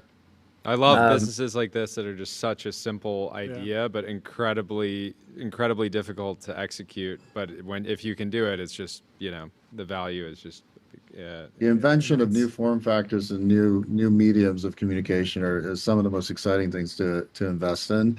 And the analogy that I was using, I love the movie Babylon, which is like about the history of Hollywood and movies going from silent to sound and what a transformation that was. And that's what Kimbal's really doing with Nova Sky Stories. He's invented a new type of medium for creative expression and entertainment, and then applied sound to it, live sound. So the Fever shows are choreographed to live sound. Drones are. You gotta keep in mind these are thousands of drones choreographed to the beats, to the songs that are performed live. The orchestra. That's really hard. Yeah. Well, congratulations on the fundraise. Let's ring the gong. One more time. I love it. We got the gong. I love it. Thank you so much. Amazing stuff. I can't wait to see. Let us know when the first, or we'll get on the email list. But excited to have the first show. Yeah, just go to Fever, and then for the show, go to Disney Plus. Fantastic. Amazing. Have a great rest of your day. Guys. Congratulations. Yeah. Cheers. We'll see you later. Did you see Chinese automaker BYD's U9 Extreme EV just broke the top speed record at Germany's ATP Proving Grounds. They beat the Bugatti Chiron, which went 304 miles an hour, 0.77. They went 308 miles an hour. The car has almost 3,000 horsepower. You saw that Berkshire Hathaway sold out entirely. They own zero. Well, I know why. Because, this fancy car, everyone's so obsessed with it. Track grade battery, blah, blah, blah. It's Nürburgring time. 6:59, 10 seconds slower than a Chevy Corvette. What are we doing here? 3,000 horsepower and you can't even get around the green hell in under 6:55? What are we doing? Straight line it's speed. Ridiculous. Not impressed. Not the metric. Go back to the drawing board, China. Try again. Because if you're getting lapped by a Chevy Corvette on the old Nordschleife, what are you doing? Anyway, if you want to hop on a wander, find your happy place, book a wander with inspiring views, hotel grade amenities, dreamy beds, top tier cleaning, 24/7 concierge service. It's a vacation home, but better maybe you book a wander next to the Nordschleife and take a couple laps around the old Nürburgring. But we have our next guest, Stephen. Welcome to the stream. How are you doing, Stephen? Good to see you. Good afternoon. How are you? Give us the news. What's the fundraising announcement? Let's ring the gong at the start of the segment, then we'll get into the details. Yes. So, big announcement. We have just raised $12 million in our thanks. Thank you for the gong. We've just raised $12 million, led by Acme Capital. Okay. And with a co-lead with Future Ventures, and this adds on top of the already $8 million we've raised from Construct and Abstract and Generational Partners and Village Global and X Fund. So that brings us to about $20 million raised, and we're very excited for after this financing round for the firepower it gets us to move forward. Talk about the state of the business. Talk about the semiconductors, and try and put it in terms like relative to what else is going in the market. People have a high level understanding of GPUs and CPUs, but what are you doing specifically in semiconductors? Yeah. So that's a good way to put it. CPUs, GPUs, FPGAs, these are the things that people usually think about when they think about semiconductors. They tend to be the things that come top of mind, and they are indeed 2/3 of the chip industry. So the $1 trillion chip industry, they're 2/3 of that. But there's this other 1/3, which is analog, and analog tends to be overlooked, but it is unbelievably important. You have the way we are communicating today, and the way you are, beaming out your show to everyone who is watching. This is all done over, analog digital signals processors and many different, bouncing signals across the planet. And I think it tends to be overlooked, but it's unbelievably important. It's unbelievably important in military warfare. It's unbelievably important in communications. And that's where we've really focused. Now, big picture, Sphere is a chip and product company. The difference between us and everyone else on the planet is that we, at the base of what we do, have an AI engine that allows us to, from concept all the way to fabrication, produce chips that are entirely AI designed. Philosophically, we think that chip design by humans is coming to an end. It already has mostly ended in the world of digital. So CPUs and GPUs and FPGAs, they're not designed. The layouts of those chips are not designed by hand. You actually have TSMC basically do the layout for all the logic gates and things like that for you. But in analog, it's still done by hand, and we think that the thing we are conquering today is we're putting that to an end, and we are, in doing so, building a product company around that where everything is designed by AI, which... So is it correct to characterize you as a fabless chip design company? I come to you with something that can be done in math, digital signal processing. I have some stream of information that's coming in. I need to transform that with math. You're going to use AI to design a chip, and then you're going to call an actual fab to go and make those chips, and then you send me the completed chips. Yeah. So just a bit about what we do today. We found an interesting niche in the defense sector as a good starting point, where companies like Anduril, actually, specifically Anduril and some others, come to us and they say, hey, I have an electronic warfare system, or I have a SIGINT system, and I need an analog front end for it, right? I need a bunch of chips at the analog front end, and these are, pretty critical. They come to us, they give us a custom spec, and then we go ahead and we go onto our fab, and we say, hey, this is the design. Our AI came up with actually hundreds of possible designs, and these are their performance characteristics, et cetera, et cetera. We work between the customer and the fab, and then we fab it out, we package it, we ship it off. We're actually the big thing we've done over the last, year and a half since starting the company is build up this capability around these small RF components. And we're actually going to start building a joint venture with one of the big defense primes, one of the big four, I guess, to allow what? Let's go. Yeah. Let's give it up for the defense primes. I know we like Anduril here, but they don't get enough love. They don't get enough love. I told an executive at Northrop about the B-2 bomber meme, where it's feed me the three gorgeous down. Yeah. Have they seen it? And he thought it was really funny. That's maybe good, maybe bad. I don't know. It was designed for that. Yeah, that's actually the intended purpose. So what is difficult about scaling the business now? You're raising more money.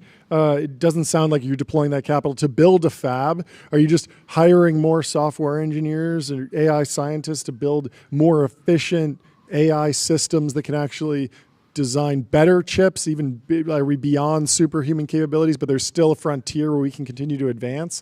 What is the longer term goal? So we have this business that we've really started that we're going to build a joint venture around in these I guess these RF components, which are it's a bit of a niche business. And the few things we're going to be doing with this capital is one, actually, investing in expanding out that joint venture, et cetera. There's going to be some capital investment from us. We do pay for fabrication, things like that.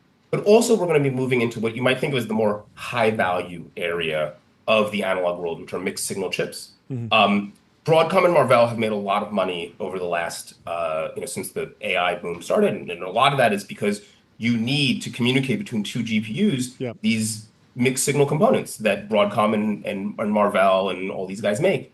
And that's what we're going after next, these mixed signal components or IP blocks. And that's the next area we need to conquer.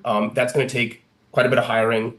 It's going to, whereas our fabrication for the defense stuff was in more reasonly, less expensive nodes, some of the stuff is going to be in much lower nodes. So any fabrication we do is going to be much more expensive.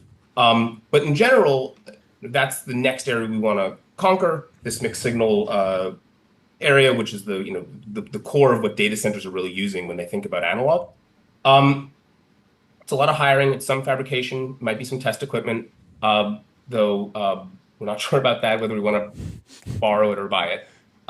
And we're hiring software engineers, AI engineers, chip designers, a lot of chip designers, and then obviously I need some business operations people to really come and help. Do deals, get steak dinners.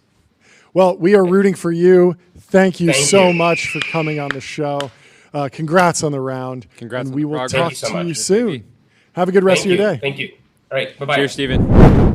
Up next, we have robots in space. But first, a startup idea. Bulletproof silk charmeuse American streetwear. Are you familiar with this at all? You can silk that's tough. They modified silkworms to make a material that's stronger than Kevlar. You can make a whole jacket out of it, which I think should be bulletproof, maybe? I have no idea. I feel like I've been hearing about this, like, make a bulletproof vest that just looks like normal clothes for, like, decades, and no one's ever figured it out. But I have no idea if it's actually possible. It sounds very sci-fi. I would like to have that. Speaking of sci-fi, we have the founders of Icarus Robotics. Let's bring them in from the Restream waiting room into TBPN Ultra Dome. Welcome to the stream. What's going on, guys? How are you guys doing? Welcome to the show. Hey guys, how are you? We're good. Hey, how's it going? Kick us off with an introduction. Who are you? What are you doing? I'm Ethan Barajas, co-founder, CEO of Icarus Robotics, and we're building the labor force for space. Okay. We're lucky enough to be partnered with NASA.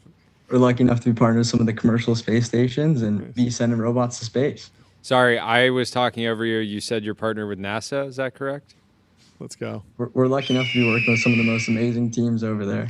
That's amazing. Incredible. What do you want to do in space? Because I labor in space. There's so many different things. Repair a solar panel, plug a hole after an asteroid smashed into the side of my spaceship. Like, what are the tractable problems that you need labor for in space? Let Jamie jump into that. He's the labor guy. Let's see it. Yeah. Well, look, we always say half of the world's GDP is labor, and I think it's going to be a similar makeup in space. So one of the big things we realized is that essentially we're hyper reliant on astronaut time when we're in space. And, an hour of astronaut time costs $135,000 an hour. What these people are doing, they have PhDs, they're amazingly skilled. They've all been, Air Force pilots, all this kind of stuff. But ultimately what they end up doing is the logistics and the maintenance that keeps a lot of these habitats and platforms alive. So what we're actually doing is building these dexterous mobile robots, these free-flying drones with robotic arms that can essentially go and be controlled from the ground and do a lot of the work, the boring and, maybe tedious work that the astronauts don't want to do, so that they can focus on the revenue-generating stuff. So that's the experimentation and the science and the manufacturing. That's cool. It's funny to think about astronauts being like, I'm worried about losing my job to Icarus Robotics, and they're like, you guys are like, no, it's fine. You're going to be free. Your time's going to be freed up to do higher leverage things. And they're like, but I bill at $135,000 an hour. That's my rate, and I don't want to see any wage compression. I'd like a raise next year. Inflation's going up. I want to be at $140K an hour next year. Unfortunately, I don't think that astronauts are taking home $135 an hour. Otherwise. No, Otherwise, the average, Gen Z kid would be like, I want to be an astronaut. Yeah. I'm not doing the creator thing. I'm going astronaut all the way. So what does testing look like? I remember seeing all these videos of astronauts in pools. Can you test in water? Is that useful at all? Yeah, and you guys just raised $6 million. I'm assuming you don't have hardware in space yet, but this round will help you get there. Yeah, so that's great. We're actually on launch coming up by the end of 26, early 27 to the ISS. So this is full scale testing. Amazing. We'll be up there for a year. Right now we have an entire week of crew time to test. But you're 100% correct. Testing on Earth is really, really tough. And the way that you do that is a few modes. One, you can set up an air bearing facility, which gives you kind of like a frictionless environment. So think about this like a really scientific air hockey puck. Whoa. Where, the way that there's a thin film of air between the air hockey puck and the actual table. Well, we do that with nitrogen, high compressed nitrogen, and these things called air bearing. And that gives us really great movement in an XY plane. But you're entirely right. We were just down in Johnson checking out the neutral buoyancy pool, which I think is one of the largest pools in the country. And you can test there as well. But the most exciting test before you get to the ISS is actually the parabolic flight. So you might have seen those videos of people on the planes. Oh, yeah. And these planes go up and down in parabolas, and they go at the same speed of gravity downwards. And that gives you free fall. And people misconstrue space and orbit. And that zero-G feeling you actually get is actually free fall. And so we'll be doing one of those in the new year, which would be super exciting. So your robots, will they be primarily like inside the International Space Station? They're going to put them outside? That dialed, then go outside, or are they multi-purpose? How do you think about the kind of two use cases, and are they even that different at all if you're a robot? Yeah, so our plan is initially to start off by having these robots do essentially what we call IVA operations. So that's inside the vehicle. So our robot is designed basically to be propelled by fans and some other sort of like niche propulsion mechanisms that we'll maybe show a little bit later. But yeah, so ultimately what we wanted to do is deploy here first because it's actually an amazing place where you have the kind of guardrails of having humans in the loop. You have humans around it so that if anything goes really, really wrong, it's not just going to float out into the middle of nowhere. Someone can recover it. So that's kind of the big reason why we went, to go to the IVA first, because most people are looking over this, really. That's amazing. Well, thank you so much for stopping by the show. We will talk to you later. Yeah, incredible. Congratulations. Let us know. Let us know if there's. We have a pretty harsh environment here in the Ultradome. If you need some testing, just let us know. There we go. Big gong hit. 6.1. 6.1 million. Yeah, 6.1. Nice work, guys. Love it. Congratulations. Congrats on the raise. We'll talk to you soon. We'll see you at the Series A. Cheers. Innocent Bystander says Tim Cook could secure his legacy with one move. Can you guess what it is, Jordy? A home printer that works. Home printer that works. Simple it's stuff. Crazy. Do you think Brother printer prints like 5 billion USD a year? I found a paper company. This is deeply ironic because we are, of course, partnered with ramp.com. Save time and money. Get rid of your paper receipts. That's right. But I found a paper company that's worth the same amount in market cap as Ramp. Not for long. Not for long. We're going to take them down. You're going to hear some really negative investigative journalism, some short reports about this paper company. It's funny. So Julie Chang in this reply says they're called Brother laser printers. Yes, we love a Brother. We run on Brother. Love Brother laser printers. Technology Brothers. It's true. We run on Brother. Do you think that Apple's never done the home printer because of environmental concerns around like don't print, don't waste paper? This was always obviously not the future. Also, I feel like this is one of those things where if I look way back over the past like 40 years of Apple history, I bet they did a printer at one point. Remember didn't Apple do a camera, like a handheld digital camera at one point? That was its own device. So Apple's dipped their toes in here and there, but I would love a proper home printer from Apple.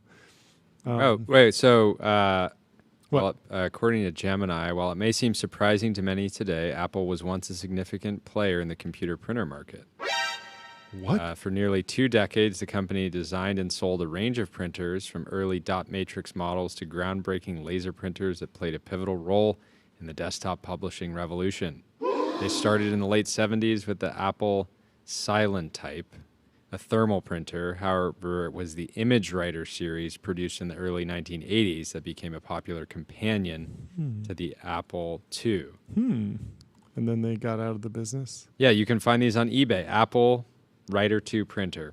It probably works fine. What's wrong? It looks... Tim Cook should come out with a statement. Hey, They're It's out got there. the rainbow, Pick it up if you want Apple it so logo. much. If it's not just stated preference, if it's revealed preference, go get yourself an Apple printer. I guess it exists.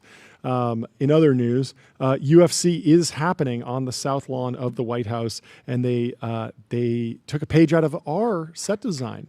I see an Ultra Dome. It's time to trust. It's time to trust. They're trussed up. Their trust Don't is go trust huge. trust with the White House. No, you do not want to go trust with them. They gotta Is get. this a real photo or is this CGI or something? Like, what's going on here? They gotta get artist No, rendering. it's CG. I was looking at it for CGI, a while. right? Because like I was this scoping out has their not truss. this has not happened yet. But Are you guys kidding? This it's is like the pretty most remarkable. obviously CGI image I've ever seen in my life. It looks- Like, what are you I can't tell anymore. I don't even. You think they just set up a bunch of the 10,000 people? I don't know. I'm not a political person. I don't follow politics that closely, so I don't know. This might have happened.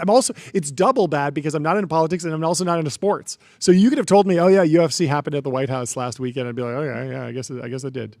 Anyway, we have our next guest in the Restream waiting room. Austin is coming into the TBPN Ultra Dome.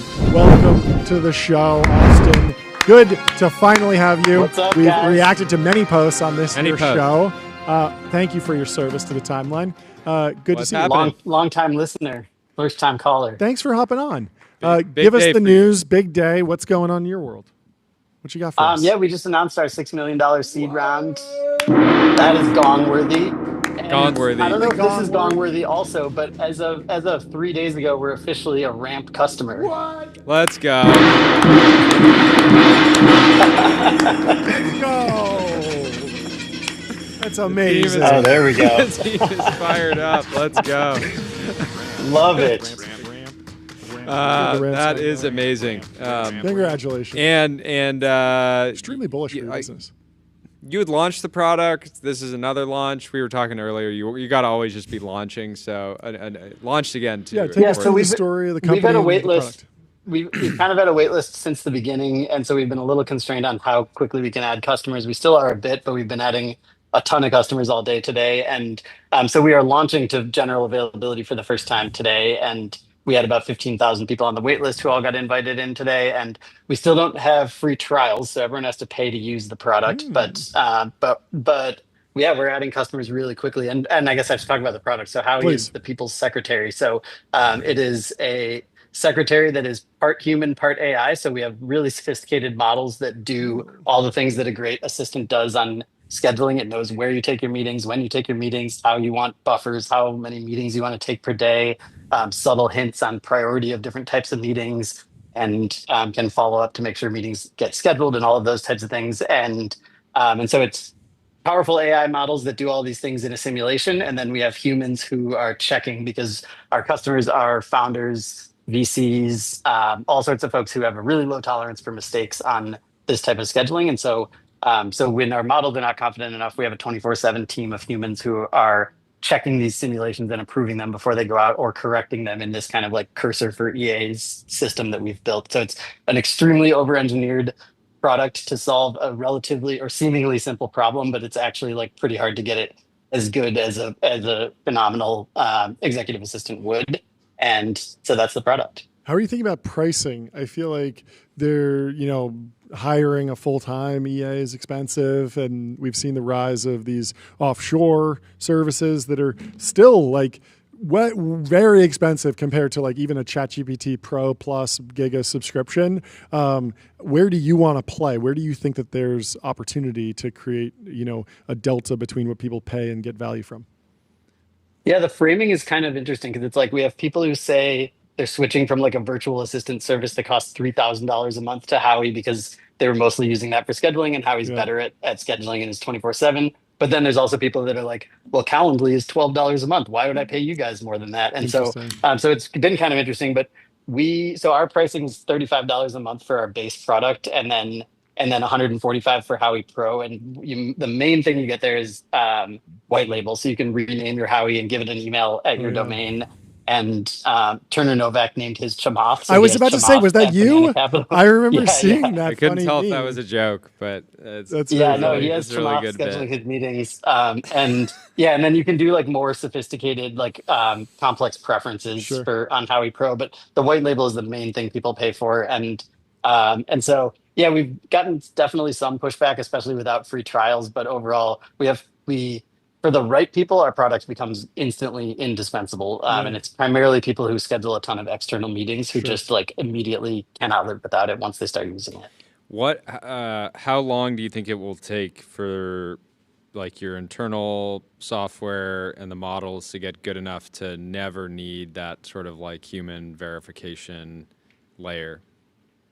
So I think about it like self-driving cars. It's like the things like a couple of years ago, every Waymo on the street had a person in the car holding the steering wheel. Now, for the most part, they don't. But if you see a Waymo on an icy road in Lake Tahoe, there's someone holding the steering wheel. And so we will keep pushing farther out and always be bringing like a product experience to the market that is not possible with today's technology, where we have humans holding the steering wheel on the kind of next bleeding edge things, and more goes back to the model. So we are already giving more to the models than we were even like a month ago, but we'll keep adding complexity. So whether that's like travel booking, anything that like an EA does, and then a lot of things that EAs don't do, but that people could use in terms of like meta work about helping like pay attention to how you're spending your time and what your priorities are. And so there's a lot of things we can do that are going to be error prone, and we will always be like willing to lean on humans to push out a little farther than would be possible with just the models.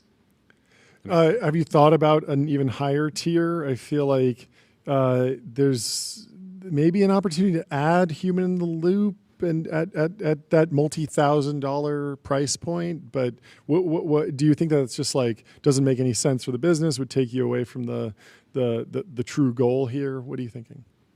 So we use humans in the loop, and so when we started doing that, it was me doing this, and I was like typing in Google Calendar API calls into the browser myself, and basically, and that was like in January, and it would take me 30 minutes or so to complete many of these tasks. And now we have a 24/7 team. We have 60 people that do this, and they can do these tasks in like 90 seconds. So it's like they're quickly seeing the reasoning notes and all these things and the entire simulation of what happened, and then they can chat with it. So they can say like, oh, you got the time zone wrong. Like Jordy is normally in Pacific time, but he said this is for like when they're doing the New York Stock Exchange thing. So it needs to be on Eastern time. And then it'll like resimulate in front of your eyes. So we've leaned a lot into speeding up the humans in completing these tasks to where we don't really need a steeper, for what we're offering today, we don't need to charge more than we do. But it is totally possible that we will have something more advanced. But really, it's just like, how can we, on the scale of hundreds of dollars a month or even less, give millions of people an experience that is as good as what the top kind of 0.01% of people who have a great Well, and it's EA even better because you getting. can, in for scheduling, because somebody that it could be on the other side of the world when if you had an EA, they'd be sleeping. They can be messaging and scheduling time. They get that instant booking and confirmation, and you get that 24/7 like live experience that no EA today can offer. You need a rotating crew of EAs. So I think, it's and the other thing too is like if you're like need to clear your schedule, if it's like 11 at night and you realize, okay, I need to do something in the morning, I'm not going to be able to do these meetings. You can like instantly just like hit a button and clear out the schedule and have it done in a way that's like thoughtful for the people on the other side. How was on the fundraising side? I mean, I'm a small angel, but when you first pitched me this, I was like, that makes sense. It's like a simple idea, big TAM. I think you can use AI to create something that is just remarkably better than like the current SaaS offerings, but in some ways, it's like an obvious idea. And that can be a double-edged sword. Sometimes investors are like, "Oh, this is a no-brainer. I would use this. I know a bunch of people that would use this." But then on the other side, I'm sure you got the question of like, well, "What if OpenAI does this?" or questions like that. So how is it navigating those kind of conversations? Yeah, I mean, earlier on, I was more concerned because I've realized how unbelievably hard it is to actually execute on this product, and I think that like there's a challenge. We spent all of last year, which Jordy, like the thing was making mistakes. I was apologizing. I spent 50 hours a week apologizing to customers for mistakes that we were making, but during that time, we saw all of the kind of mistake patterns, and we were able to kind of build our first version of a map of what we think the EA needs to do in all these different scenarios. And that doesn't exist in publicly available training data. It's like what happens in the executive assistant's head as they're doing scheduling. And that's not publicly available anywhere. There's lots of training data that's calendar data and email data, but the kind of like what happens in the EA's brain isn't. And I think you have to put a pretty bad product into market in order to get a good one in this category, and that's tough for bigger companies like OpenAI to actually do. And then to deliver a product as good as ours with human in the loop, like that's also just they want to bring something to 1 million customers on day one, and that's pretty tough to do. Even for us, it's been hard to scale this kind of human in the loop approach. And so I think it's like a valid question. Obviously, like scheduling is one of the use cases that comes up all the time. But I think by the time other folks start to get interested in it, we will be moved on to a lot more beyond just scheduling. So so it's not overly a concern. But yeah, there's competitor products of ours, and then lots of bigger companies that are trying to build things like this. There's one popular CEO that was tweeting about it just today, right after our announcement about their assistant. And so there are people trying to solve this problem, and we think it's a problem that's worth solving. So a secretary for the people, finally. We love it. The last thing I want to say is the name secretary. I think you remember this, John, because I DM'd you about it, but a very early episode of TBPN, Jordy mentioned Howie, and John, you were saying like it should be called Secretary. They should buy secretary.com. Yeah. And that planted a seed in my brain, because a couple months later I was thinking like, I mean, you made a whole case for it, but for me it was just like there's 10,000 products out there called AI Assistant. Totally. And there's a word that everyone in the world knows that describes the thing that we do, and we could be one of one. And so we're pretty what's the stoked actual response been? Because I remember it was just a funny like counterposition. Secretary also means keeper of secrets, right? It means keeper of the secrets. We have a secretary of the war, secretary of the interior. Like it's a very high status position in DC. But not many brands are using it. Have any of the customers been like, I don't get it, or does it actually land pretty well? No, I mean, yeah, because like Jordy, some people said that they thought we'd get canceled for using it, because it's like too kind of. That's different than actually getting angry messages. Like somebody can say, I think you will get angry messages, but did you get angry messages? Yeah, no, so far, like, and yeah, honestly, like it's been all positive, and we leaned into it. The launch video is like kind of starts out with a sort of 1950s style secretary. By the end, she's kind of modernized, and she's a boss, which is kind of the same arc that Christina Hendricks' character goes through in Mad Men, where she's like a secretary who's not treated well, and by the end, she's like equity holder in the business and is a boss. And so, so far it's been extremely positive, and we're really excited. Cool. Yeah, always room to carve out like a different like define the category. I mean, Cognition did this, didn't they? Like kind of create the initial like coding agent, like the AI software engineer. It was like when super viral because people were like, this it doesn't count, and they're like, okay, well at least you're talking about us. And then they debated it, and now people are like, yeah, of course coding agents exist. It's a category. Anyway, thank you so much for hopping on the show. Awesome progress. Great catching up with you. Excited for more thank people you guys to so get much for access. having me. Love to have you back soon. We'll talk to you soon. You're the man, Austin. Bye. Cool. Cheers. See you guys. Did you see this image of the monks in orange robes at the iPhone 17 Pro launch?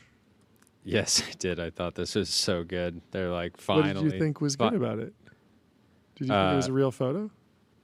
Is it AI? It's AI, baby. Oh, only John falls for UFC AI. I mean, this is on another level. This is great. This is great. This is a remarkable AI image, honestly. It looks very. I honestly can't really clock it. The only reason they were like, when you shared it, I was like, this is real. You think? And then I saw a community note on it that said the picture is clearly AI generated when you look at the bottom left. The community note could be they're wrong. like orange iPhone, huge sign of It's really cool. It's a really culture. cool idea that they would be into the orange iPhone, but it does seem like fake news.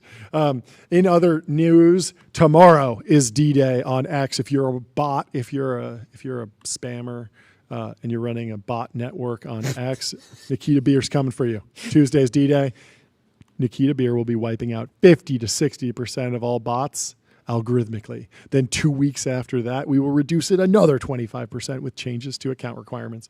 Very exciting news. Well, X is getting cleaner, and Nikita continues to be on an absolute run over there. I've been very pleased with the algorithm. You see closing kind of a black pill, but Patek will be raising their prices by 15% This is rough. today. Omega Cartier will be going up by 8 to 15% as well. Well, head over Absolutely to brutal. getbezel.com. And before this gets priced in, because unfortunately these kind of price changes get priced into the secondary market pretty quickly. But so the price of the brick, make a move. There's going never a bad time to pull the trigger on an Aquanaut. Thank you so much for tuning in today. We had a great show. We enjoyed hanging out with all you in the chat. Thank you to John Exley for hanging out. Thanks to Connor PS for the feedback about the gong hits. I'm working on it. I'm getting better every day. And thank you to Goldrock AI for hanging out. Goldrock, I didn't realize this. It's an ad. I saw Goldrock in the X chat with a full tagline of what the company does. Nice. Underrated strategy. If you're a company and you want to promote your business, make it your tagline. Hop in the TBPN live chat. Make some good comments. We're going to have to say your name out loud. We'll be saying your brand name. That's right. On the show. Right, it's the new Bobby Cosmic, as always, thanks for holding it down over at Twitch. We appreciate you. And thank you to Turbo See you guys Puffer. tomorrow. We'll see you tomorrow.